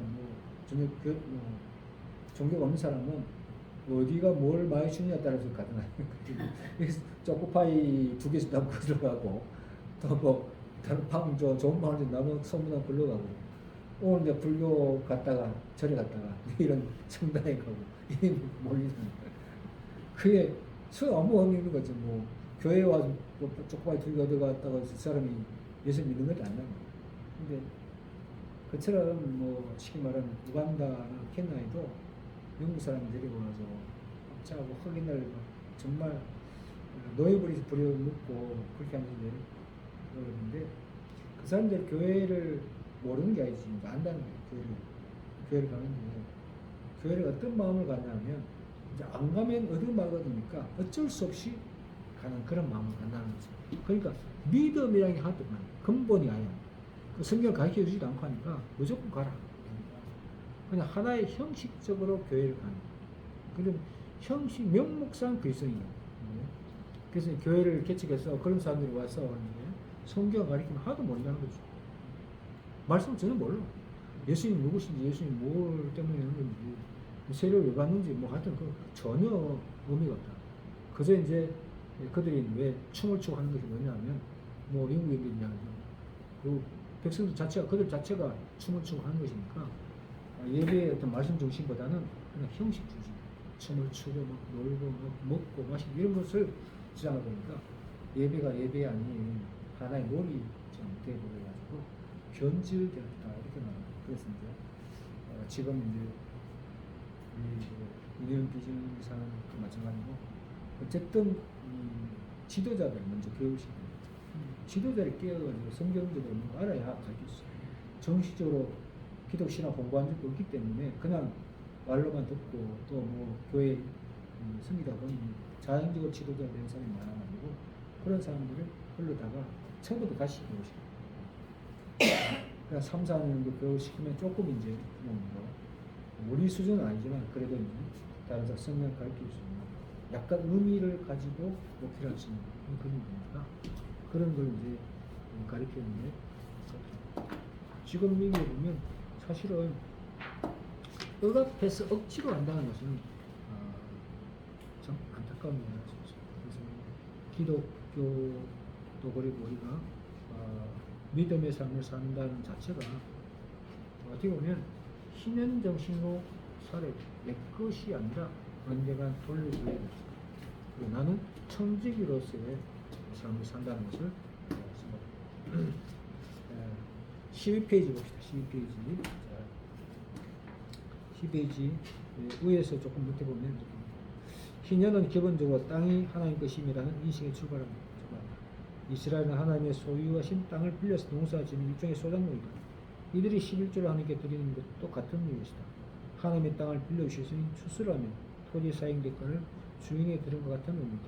이스라엘이 나를 움직이려면 물질이 필요해 따로 세금을 징수하지 않고 11조로 나를 운영했으니 11조는 세금의 성금 흡사하기도 했다. 분명한 것은 세상의 모든 소유권은 하나님께 있고 이스라엘 백성은 청지겠다는 생각이 희년과 연결된다. 그런 까닭에 희년을 정해서 거의 3년을 일하지 않고 하늘을 바라보고 사는 게 이스라엘에게는 가능했다. 이것은 경제 이전의 신앙적인 사안이다. 오늘날 토지 공개념과 이와 같지 않다. 국가는 하나님의 대신에 땅을 소유하려 해서는 안 된다. 땅을 소유한 국가가 백성을 배불리게 만드는 역사가 있다. 국가는 전쟁을 한다. 지도자 정부가 장마다 분반히 고통을 당한다. 자본주의 경제는 노동의 대가로 가치가 생기는 것을 전제로 하겠지만 토지 가격 상승으로 인한 소득은 노동의 대가인 불로소득이기 때문에 이것을 제한하는 것에서 출발하는 것이 토지 공개념입니다. 미국의 정치 경제학자 헨리 조지가 불로소득을 제한하기 위해 토지 공개념을 주장한 것이 1819년인데 자본주의 개량차를 주장한 것이다. 지금의 토지 공개념 신현으로 바로 연결한 것입니다. 레위기 신현은 극히 신앙에서 출발했기 때문이다. 신의 통치 공개념을 이해하려면 먼저 하나님이 땅 인도라는 사실을 받아들여야 가능하게 됩니다. 땅이 모기가 되어 빈부기가 생기는 것은 옳지 않다. 그러나 자본주의를 부정한 공산주의가 제대로 사람의 권리를 살리는 것은 더욱 아니다. 공산체제 안에서 인간의 삶을 얼마나 처참하게 되는지 석사가 증명한다. 국가로 사람이 운영하는 것이기에 권력은 타락한다. 따라 조금이라도 더한 역사를 만들려면 인간의 욕심을 제어하고 경륜이 낙오된 사람을 끼얹는 방향으로 가는 수밖에 없다. 이런 면에서 나타난 자본주의는 개인이 정리하는 것이다. 그냥 땅만 회복하는 것이 아니다. 사람도 회복돼야 한다. 노예 상태에서 흥권으로 그리고 같은 형제로서 사람의 관계를 회복하는 것이 희년 정신이다. 우리 빌리몬스를 보면 오네시모를 보내죠. 그게 바로 희년 정신이에요. 노예가 도망쳤지만 노예가 형제로 받아주라 이렇게 말합니다. 사랑을 더할 줄 믿는다 이렇게 말한 것이 바로 희년 정신의 가장 핵심적인 내용을 말합니다. 그다음에 이제 26장에 보면 복과 저주가 나죠. 12페이지 밑에 보면 레위기 26장의 특징은 제사의 시기나 교동을 담지 않는다. 그런 관계로 이 장은 책에서 선포한 제약 마지막 결론을 이해합니다. 지금까지 한 말씀을 마무리하는 것이라면 결론 부분은 신명기 신학처럼 하나님의 명령에 따라 살면 복이 오고 불순종함에 저주가 임할 것이라고 말합니다. 다른 의미가 아니라 말씀대로 살라고 당부하고 권면하는 것이다. 하나님 복을 따라 말씀에 순종한 사람들이 때를 따라 능히 빌어주시고 많은 수와 거두게 하시며 평화롭게 번영하도록 하셨다. 하나님 명령을 거부하는 사람에게는 반대의 형상이다. 이것은 하나님이 싫어하셔서 벌 주시는 것이 아니다. 외형적으로는 그렇게 보이지만 사실 깨닫고 빨리 돌아오는 것이다. 따라서 벌이 목적이라는 그 처음부터 무거운 것으로 본 때를 보여줘야 맞지만 그러나 레위기는 돌이킴을 지향했으니 벌은 가벼운 것도 시작했다. 이게 점점 무거워서 7배에 이르렀다. 저주가 사람을 일방적으로 못살게 하는 결과를 목적으로 한 것이 아닌 것이 분명하다. 다시 말하면 저주에 관한 언급에도 훈련과 경고의 의미가 강하게 보인다. 벌을 받은 후에라도 각성해서 새로운 삶을 살며 하나님의 뜻에 순종하기를 바라는 마음이 가르침에 숨었다. 결국 레위기 26장은 이스라엘 백성의 선택을 것을 요구한다. 많은 사람이 복은 하나님이 내려주시는 것이라고 생각한다. 기본적으로 그렇지만 복을 받는 일에 있어서 사람의 선택이 차지하는 몫이 분명히 있다. 벌레 가운데 가장 나쁜 벌레가 대충이라고 한다. 미국 사람들 가장 듣기 싫어하는 말은 아무거나라고 한다. 둘 다 같은 의미다. 신화의 발을 들이기 확증하다면 대충하거나 아무렇게 해서는 곤하다. 본때를 보이는 삶이 필요하다. 대충이 가장 벌레지 나쁜 벌레. 미국 사람 제일 싫어하는 게 아무거나. 우리나라 뭐 몸주지 못해 아무거나 몹시 되겠지. 아무거나 제일 싫어하는 미국 사람 이렇게 복을 받는 조건. 자, 어떻게 하면 복을 받습니까? 잘 우리가 읽어봅시다. 너에게는 하나님께 무엇을 받지만 복을 받는다고 하지 않는다. 복을 받는 조건을 구별한다면 하나님 명령을 따르고 순종하는 것이다. 규례와 계명이란 말을 이것들을 명령이라는 것이다. 이 단어의 의미는 당연히 압박 형태를 가진다. 하나님은 지키거나 아니거나 상관없는 명을 주시지 않는다. 하나님이 창조하신 세상에서는 그분의 말씀 명령을 사람들이 마음대로 할 수 없다. 명령을 듣지 않으면 문제가 생기는 것이다. 사람들이 인정하든 하지 않든 하나님은 모든 것을 주인이시기 때문에 그분이 명령하는 것은 지극히 자연스럽다. 그것을 지키는 것 또한 당연한 일이다. 규례와 계명을 지킨다는 준행하다는 레위기 할라크라는 단어인데 걷다, 계속적으로 잘 알고 있다, 떠나다, 함께 가다라는 의미의 반복되는 핵심 단어다. 레위기의 사랑이 하나님의 뜻대로 따라가면 하나님 사랑 가운데 그러신다. 이게 할라크라는 단어를 기억합니다. 레위기의 정신이 할라크 단어입니다. 왜 준행한다. 창세기 5장에 보면 에녹이 65세에 무드셀을 낳고 또 무드셀을 낳은 300년을 하나님과 동행할 자녀를 낳았으며 그가 365세를 향수했더라. 에녹이 하나님과 동행하더니 하나님이 그를 데려가심으로 세상에 있지 않았더라. 히브리 12장 5절에는 믿음으로 에녹은 죽음을 보지 않고 옮겼으니 하나님이 저를 옮기심으로 다시 보이지 아니하니라. 저는 옮기기 전에 하나님이 기쁘시하는 자라는 증거를 받았습니다. 홍수 이전의 세상을 기록한 창세기에서 믿음과 관련된 유일한 표현은 하나님과 동행이다. 네? 자, 믿음과 가장 유사한 단어가 동행이라는 단어입니다. 그러면 에녹을 다른 말로 풀이하면 에녹은 믿음을 지켰다는 단어죠. 동행했다는 말이에요. 자, 이 하나님과 동행하다는 히브리어 할라크라는 단어인데 할라크는 움직이다는 뜻을 가지고 또 목적을 표시하는 개념 일반적으로 보면 엘로힘은 하나님의 뜻은 엘로이 하의 복수입니다. 이 역을 하나님을 향하여 움직이다. 또 하나님을 쫓아가다는 의미다. 그런데 에트는 오토의 축의 행위로 표적, 신호, 깃발, 기적을 뜻한다. 에트의 본래 의미를 대하면 하나님의 표적, 하나님의 신호, 깃발을 쫓아서 움직인다. 뜻입니다. 표적, 신호, 깃발이 하나님을 쫓아가는 의미다. 우리가 표적을 보고 쫓아간다는 것은 사도 바울에도 표대를 보고 따라간다 이렇게 말씀하기도 했지만 이스라엘 백성 광야에서 불기둥, 기름기둥을 보고 따라갔죠. 표대를 보고 법궤를 보고 따라갔듯이 이 표적 신호를 보고 따라갔다는 거죠. 그래서 한편 엘로하는 둘을 하나로 묶는 멍의 맹세의 저주를 뜻한다. 창세기 16장 28절에서 이삭과 블레사와 아비는 맹세와 언약을 맺을 때 이 다음 사건인데 성경에서 있던 고대 근동사의 맹세 혹은 언약은 생명을 담보하는 가장 중대한 약속이다. 언약이 파괴될 언약의 당사자 생명을 그 대가를 지불했는데 엘로하는 하나님의 언약을 통해 죄인들과 멍이를 함께 실천을 가리킨다. 엘로하 언약을 지키는 것이 불가능한 죄인들과의 맹세를 지키기 위해 하나님 스스로 언약의 저주를 감당하고 죄인을 구원하신 분을 암시한다.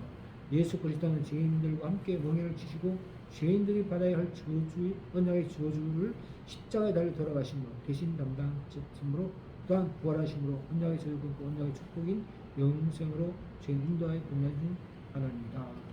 이게 엘로하의 단어 중에 이런 의미가 들어있다. 엘로하는 복수라면 엘로힘 하나님을 가리키는데 엘로하를 말하면 이런 또 의미가 들어있다는 것입니다. 언약을 통해서 구원하는 하나님. 창세기 기자는 단수형 엘로하 대신 복수형 엘로힘을 사용함으로 성부, 성자, 성령의 삶을 가리키는 이야기였습니다. 그러면 엘라크, 에트, 하엘로힘은 성부와 성자와 성령 하나의 표적과 신호의 깃발을 쫓아 움직인다. 혹은 삶의 유일한 신호와 깃발이 되시는 성부와 성자, 성령을 쫓아가다는 뜻이다. 애국을 탈출한 이스라엘 백성이 광야에 하나님 움직이신 상징하는 구원기둥과 불의를 쫓아 움직이 믿는다는 것은 하나님 움직이시다는 분명한 신호와 표적을 보고 움직이는 것을 뜻한다. 스스로 정한 목적과 표적을 쫓아 움직이는 것은 그 목적이 아무리 그럴듯해 보여도 믿는 것은 무한하다. 자, 우리가 여기 같이 움직인다, 쫓아간다, 함께 간다는 뜻은 뭐냐? 하나님의 말씀을 쫓아간다. 하나님의 말씀을 따라간다는 것이죠. 그래서 아브라함도 뭐라고 말했습니까? 하나님의 말씀을 따라갔다. 따라갔다는 것은 믿음을 보였다는 것이죠. 삶의 유일한 신호와 깃발이 하나님을 쫓아가다를 사도바울은 표대를 향하여 쫓아가냐로 표현한다. 바울은 믿음이 표대를 향하여 달려가는 삶이었는데 바울의 표대는 바로 예수 그리스도의 그 십자가였다.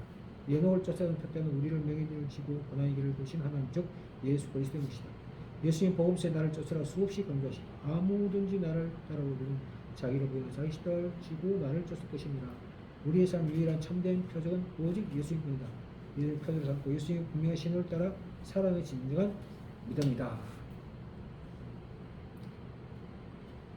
그래서 따라간다, 동행한다는 말 자체가 축복이다.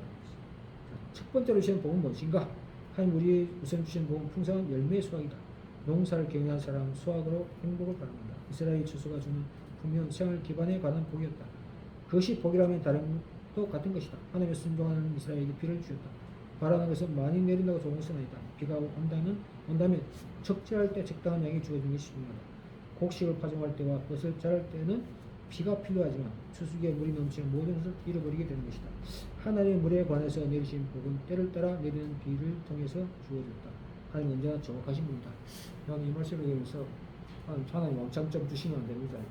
좀 우리 왕창 좀 떼돈 좀 주시면 잘 쓸 건데 그래서 말씀 들어가고 하나님은 정확하게 때를 따라 딱 알맞게 주시는 분이시다. 모자라지도 넘치지 않도록 주시는 하나님. 너무 많이 주면 홍수가 나면 빠져줄 것이 물질이 많으면 타락하기 딱 때가 있거든요. 그래서 하나님은 딱 적당한 때 알맞게 좀 그때 감사해야 되죠. 그리고 받는 복은 평화를 누리는 복이 있다는 말씀. 순종하는 동물의 침이나 전쟁이나 폐가 쫓겨나는 비리 없는 평화를 주시려고 약속해. 여기서 알아야 할 것은 샬롬은 전쟁이 전 일어나는 상태가 아니라는 것이다. 전쟁이 일어나서 승리하는 것을 의미한다. 샬롬은 고통이 전혀 없는 상태를 말하는 것이 아니다. 고난을 극복하는 힘과 상황을 뜻하기 때문에 샬롬은 진공 상태같이 박대된 평화가 있다. 일상생활에서 즉 모든 일이 일어나는 상황에서 누리는 완전한 능력이다. 이런 능력을 하나님과 함께 내신다는 확신에서 온다. 모든 것이 편하고 고난이 없는 상태가 항상 최고가 아니다. 누구에게나 가장 큰 본 하나님께서 그를 함께 가신 임마누엘의 복이다. 하나님은 이스라엘 가운데 출애굽하시며 그를 함께 하셨다. 광야 40년 이스라엘과 함께 행진하는 가운데 가나안에 들어가셨다. 이게 가장 큰 복이다. 그들과 함께 계시며 고난과 불행은 힘을 잃는다.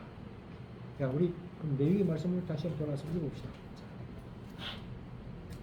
26장을 우리가 쭉 한번 읽어볼 건데 14절 복을 봤으니까 14절부터 저주하는 말씀입니다. 14절. 자, 그러나 너희가 내게 청종하지 아니하면 이 모든 너희를 준행하지 아니하면 내 규례를 멸시하고 내 마음의 분들을 싫어하고 내 모든 계명을 준행하지 아니하면 맨날 배반할진대 내가 이같이 너희를 곧 내가 너희에게 놀라운 장을 햇병과 열병을 우리거든 생명을 시험하여 할 것이고 너희가 가져온 것을 때리니 너희의 대적이 그것을 먹을 것이고 내가 너희를 치기는 너희가 너희 대적이 될 것이고 너희를 미워하는 자가 너희를 다스릴 것이고 너희는 쫓는 자가 없어도 도망하리니 또 만일 너희가 그렇게까지 되어도 내게 청종하지 않으면 너희 죄로 말미암아 내가 너희를 7배나 더 징벌하리라.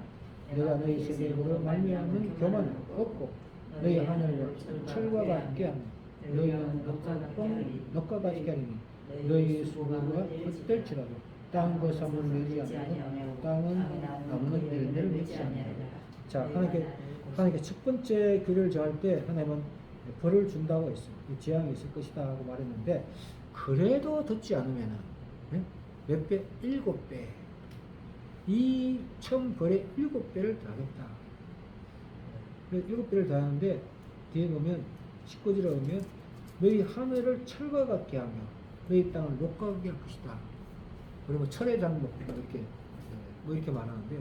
사실은 완전히 쉽게 말하면 쇠 우리에 가두는 걸 그러니까 아무것도 보이지 않도록 만들겠다. 그리고 또 20절까지 봅시다. 너희가 나를 거슬려 너희에게 청종하지 않을진대 내가 너희 죄대로 너희에게 7배나 더 재앙을 내릴 것이다. 내가 돌심과 너희 중에 보내리니 그것들이 너희 잠에 움키고 너희 가져온 거라면 너희 수요를 줄이려니 너희 길들이 황폐하리라. 또 7배를 더한다.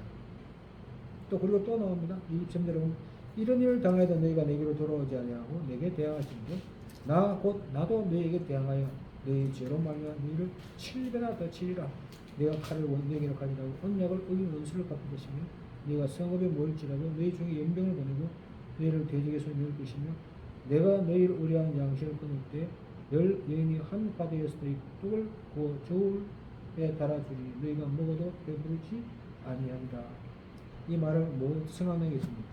우리 사무엘 보면 열왕기 무슨 열왕기인가 그때 보면 이스라엘 백성들이 다 포위당해가지고 먹을 것이 없어서 여인들이 자기 자식을 삶아 먹을 정도로 그런 사건을 상징적으로 보여주고 있어요. 또 27절 보면 너희가 이같이 될지라 너에게 청종하지 아니하고 내게 대항할지니 내가 진노로 너에게 대항하되 너희 죄로 말하면 7배나 더 징벌할 것이고 너희 아들의 상을 물을 것이며 딸의 상을 물을 것이며 내가 너희 산당을 흘며 너희 분명을 부수고 너희 시체를 부수진 무상대에 던지고 내 마음이 너희를 싫어할 것이며 내가 너희 성을 황폐하고 너희 성소를 황량하게 할 것이며 너희 향기로운 냄새가 너희 황량하지 않고 그 땅 황량하게 거기 거주하는 너희 원수들이 그것을 몰할 것이고 내가 너희를 여러 문지서 흩을 것이라.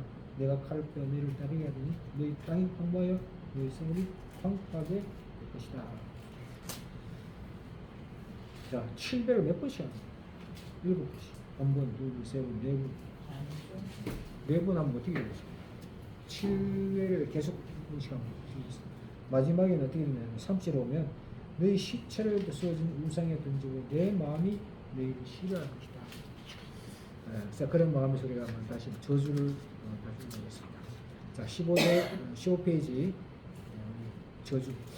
이스라엘 백성이 하나님의 명령을 따르지 않는 불가분 하나님의 진노를 면할 수 없다. 그것을 저주라고 말하는데 현대인은 이 말에 반반심을 가진 사람을 만난다. 저주는 독립적인 것이 아니다. 복과 저주는 동전 양면 같은 것이다. 복을 받지 못한 상태가 곧 저주에 놓인 상태인 것이다. 하나님이 가만히 지켜보신다고 고통을 주는 것은 아니다. 하나님은 복을 주시기 원하지만 사람이 그리 행동하지 않는 경우다. 사람이 복을 받지 않으면 그 다음 정착되는 저주라는 것이다. 복이라는 것이 하나님과 함께하는 것이라면 저주는 하나님을 떠나는 것이며 하나님께서 함께 하시지 않는 것이다. 저주는 그분이 없는 상태를 말한다. 그러면 힘든 상황을 견디기 힘들다. 이스라엘이 하나님을 떠났다. 불과 언급하는 고난을 보고다. 그래도 하나님이 돌아오지 않자 파국이 온 것이다. 자, 저주는 뭐냐? 하나님 특별히 저주하게 벌을 내리는 것이 아니라 하나님을 떠나는 것이다. 하나님 말씀 듣지 않는 자체가 저주라는 것이죠. 그래서 예수를 믿지 않는 것 자체가 이게 저주다 이런 말씀이죠. 불순종으로는 저주가 대표적인 질병이다. 레위기 10장 중 표현은 몸이 쇠약한 상태를 일 건데 폐병의 열병을 말하는데 이것이 정확하게 구체적으로 어떤 병된 것이 모르는 상태를 말한다. 병명은 모르는 것이다. 생명이 쇠약해지는 참 안타까울 뿐입니다. 병명이 없는 병 정말 최악의 병이죠. 병명이 있으면 약도 있고 그럴 수 있는데 병명이 없다. 참 답답한 소리죠. 그 다음 수학이 없는 상태. 아무리 수고해도 수학이 없다면 고통일 것이다. 거둔이 없을 때 하나님의 존재를 믿지 않으면 삶이 망가집니다. 질병이 가난해도 어떤 상황이든 그것을 극복할 수 없는 것이 저주다. 하나님이 없기 때문이다. 또 다른 이야기는 수학에서도 강도들이 와서 빼앗아간다는 것이다. 싸움이 벌어진 상태. 전쟁의 성기는 하나님이 주시는 것이니 이게 벌이 될 수 있는 것이다. 패배에서 온 모든 것을 빼앗긴다면 하나님이 그게 계시지 않는 것이 이유다. 레위기의 대적이 오는 것을 길게 이야기하는데 그래도 말을 듣지 않으면 벌을 가진다 했다. 또 너희가 그렇게까지 되어도 내게 청종하지 않으면 죄로 말미암아 7배나 징벌되리라. 이 말씀을 계속하신다. 저주는 개인의 불행을 넘어서 공동체에 이르게 된다. 저주는 신앙적으로 하나님의 머물라는 경고의 말씀이며 이스라엘이 지켜야 할 법도에 관한 가르침입니다. 이스라엘 하나님께 떠나게 한 죽음으로 산당이 있다. 산당에서 하나님과 바알 함께 성했다는 것이다. 일종의 종교 혼합주의다. 불교 사찰이라고 부처에게 절하지만 벽에 만신을 걸고 있다. 여기에도 지정을 드립니다. 정통 불교 신앙계를 침투한 결과다.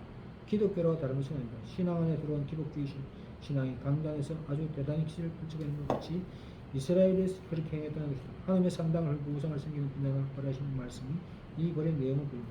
같은 구절에 사람의 시절을 벗어난 우상에 등등한 언급이 있는데 듣기에 끔찍하지 않은 원천적으로 부정을 막아내시고다. 회복을 말하지 않고 벌을 주는 것은 모든 벌이 악하다. 레위기의 복과 저주를 통해서 말하는 것은 한번 혼나버린 이야기가 아니다. 우선 복을 받고 살라는 것이고 그게 안 돼서 저주에 임하는 상황이라도 반드시 회복하는 것이다. 회복의 전제, 조건의 죄를 깨닫고 고백하여 이미 내린 형벌을 달게 받는 자세를 보이는 것이다. 회복이 가능한 이유는 하나님과 이스라엘 사이에 계약이 놓여있다. 그분 족장과 의 계약이 확실히 존재했기 때문에 이스라엘 회개가 돌아오면 얼마든지 회복이 가능했다는 것입니다. 자, 불교가 사실은 지금은 샤머니즘 우리나라의 이상한 거 합쳐가지고 치성을 드리고 이렇게 비나비나형 송을 드린다고 하는데 정통 불교의 스님들은 그것을 아주 싫어요. 불교는 철학이지 종교가 아니에요. 철학이 동잖아 말하자면. 그런데 이 샤머니즘이 들어가가지고 3000배를 절하는 어떻게 되고 이런 자체가 또 부처를 이렇게 돌면 된다는 자체가 아주 잘못된 것이다. 그래서 정통식에 말하는 불교를 믿는 스님들은 지금 불교가 어디서 오염되니까 자기들은 그렇게 이야기하는데 기독교가 마찬가지로 오염되고 있다. 기복신앙이 나쁜 건 아닌데 기복주의가 나쁜 거죠. 하나님의 복을 신앙 자체는 나쁜 건 아닌데 그 복을 바라고 복만을 생각하는 그 자체가 나쁜 것이다. 그래서 하나님을 생각했는데 복을 생각하는 것은 하나님이 주신 하나님을 생각하고 선물만에 관심이 있다는 것은 하나님 거죠. 그래서 이게 문제가 된다는 것이죠. 강당에서 좀 상당히 그걸 좀 계속 강조를 하니까 그런 데서 점점 이상하게 하려고 한다. 그래서 강당에서 항상 축복 이야기 또는 위로 이야기 또는 평안의 이야기 또 이런 데 설교를 해야 성도들이 좀 위로를 얻고 힘을 얻고 또 뭔가 이렇게 안정한 살아갈 힘을 얻는다 이런 말을 많이 들어요. 지금 야단을 치거나 또 저주에 관한 이야기를 하나 또 계명에 대한 얘기를 이렇게 하면 좀 딱딱하고 너무 이제 거슬리는 이야기라면 상당히 싫어하는 즉 시대는 조여서 그래서 십자가에 어떤 이야기를 하면 당연히 해도 십자가 이야기를 또 들으면 하는 이야기 또 들은 이야기 또 이렇게 얘기하고 복음을 듣는 것이 별로 그렇게 탐탁지 않게 생각하는 그런 얘기입니다. 그러니까 시대가 참 많이 타락했다는 것이 있습니다. 자, 그래서 우리가 우리가 이제 어떤 의미에서는 복과 저주가 있는 것은 하나님이 함께하는 있고 하나님이 떠난 것이 저주가 사실입니다. 하나님 이걸 벌 주려고 하는 것이 아니고 떠난 사람은 어쩔 수 없이 집 떠나면 개고생이라 하더만 집을 떠나면 하여튼 고생할 수밖에 없고 사람 떠나면 없습니다.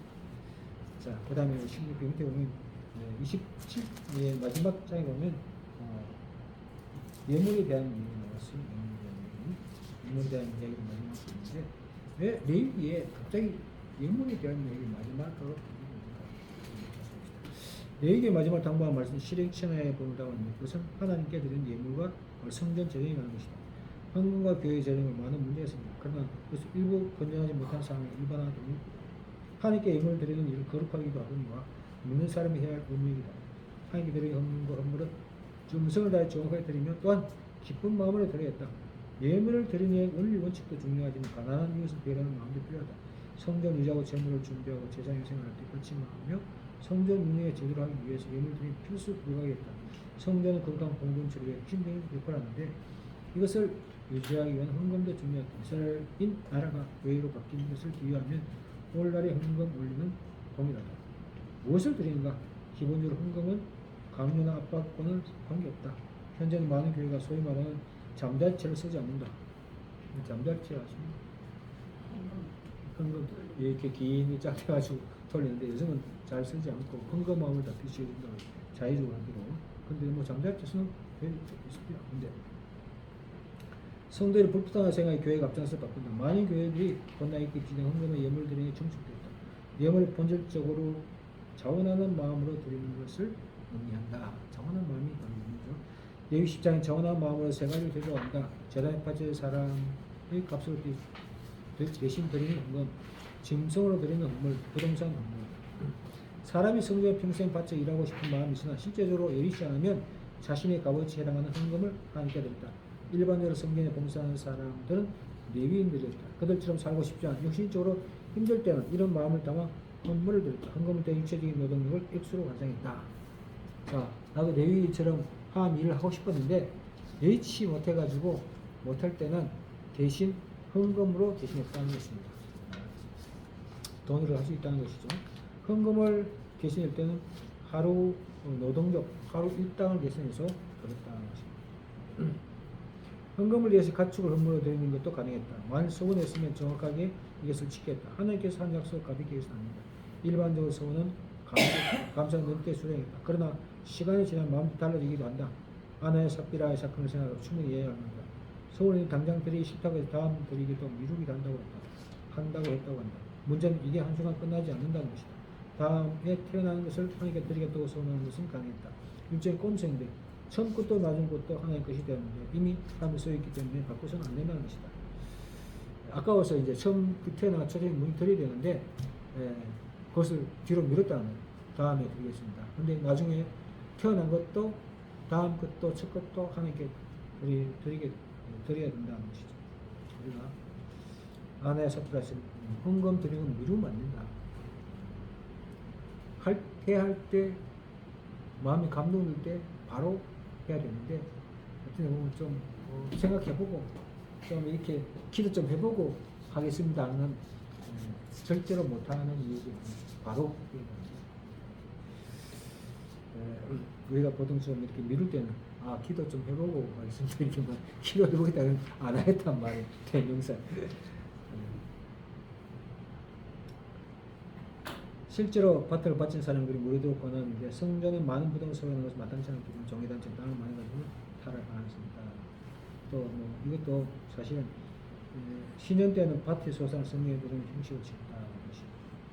부동산도 사실은 우리 보통 초대교회도 우리 교회도 뭐 괜찮은 부동산 가진 분들은 뭐 권사님들이 집을 내놓고 뭐 교회가 되고 하는 경우도 한번 있고 그렇지 않습니까? 또 땅 있는 사람 땅을 내가지고 뭐 다른 또 영에 쓸 수 있다는 그런 분들 요즘은 그런 사람 별로 없는 것 같아요. 옛날에는 그런 분들이 좀 뭐 집을 내놓고 뭐 땅을 내놓고 가지고 교회도 짓고 뭐 여러 가지 좋은 데 쓰고 있는데 근데 만약 본인이 내놓더라도 그 자식들이 예. 들고 나가지고 안 돼요. 다시 찾아가는 그런 게 있어요. 예, 맞아요. 재단에도 한답인데 아니다 해가지고 우리 동의 없이 했다 해고 다시 또 그때는 법적인 문제가 생기고 참. 이스라엘 백성 누구든지 드려야 하는 헌금과 헌물이 있다. 초태생 헌물, 헤레므로 드려야 하는 것들. 초태생 헌물은 이제 처음 나온 거다 하니까 드려야 되는 것 그게 적용돼 있고 헤레므로 드려야 되는 것이 있는데 헤렘은 현대 히브리어는 파문, 추방, 몰수, 억제라는 뜻을 한다. 성경 일반적 용도로 사용을 금하고 성별한 것, 보온이 저주받은 것을 뜻한다. 헤렘에 대한 이야기를 한번 해봅시다. 헤렘은 우리가 잘 아시는 겁니까?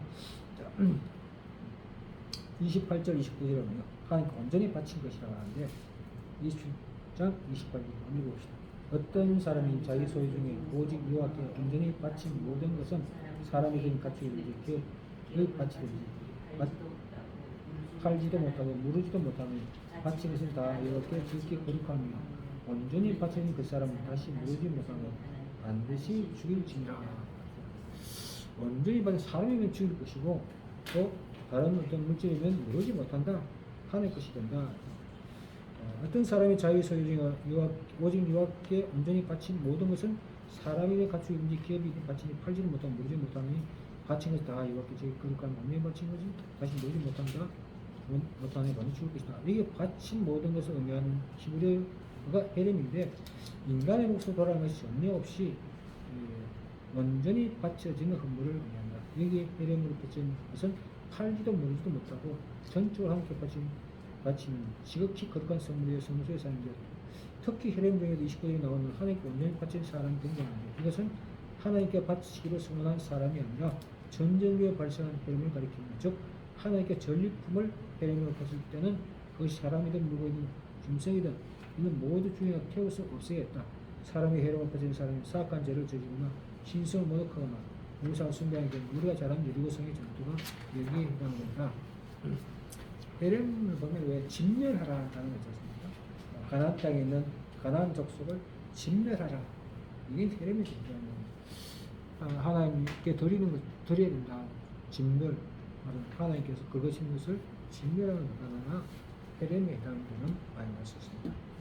자, 이제 레위기에 나가면 마지막 농산물 가축의 11조는 뭐 우리가 다 아는 사실입니다. 넘어가고.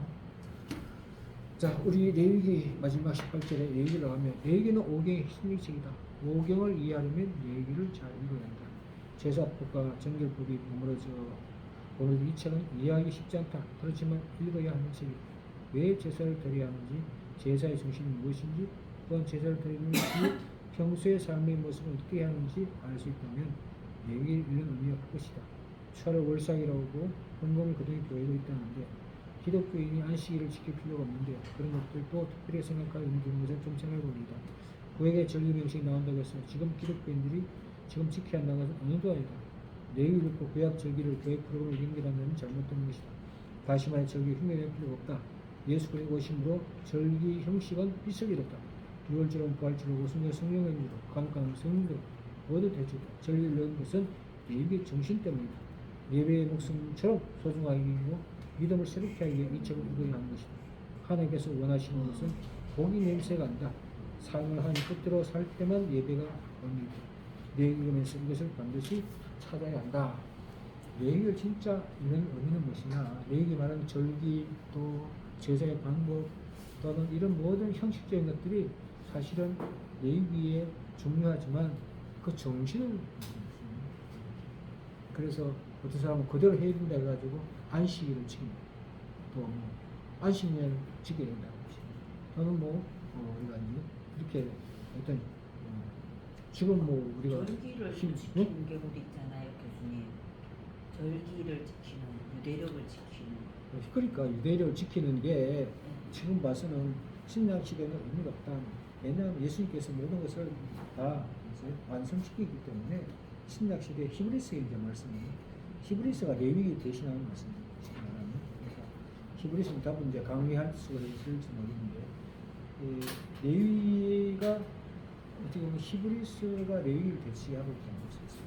신약 시대의 히브리스가 예수님 중심으로 되어 있습니다. 예수님 대제사장으로서의 모든 것을 대신합니다.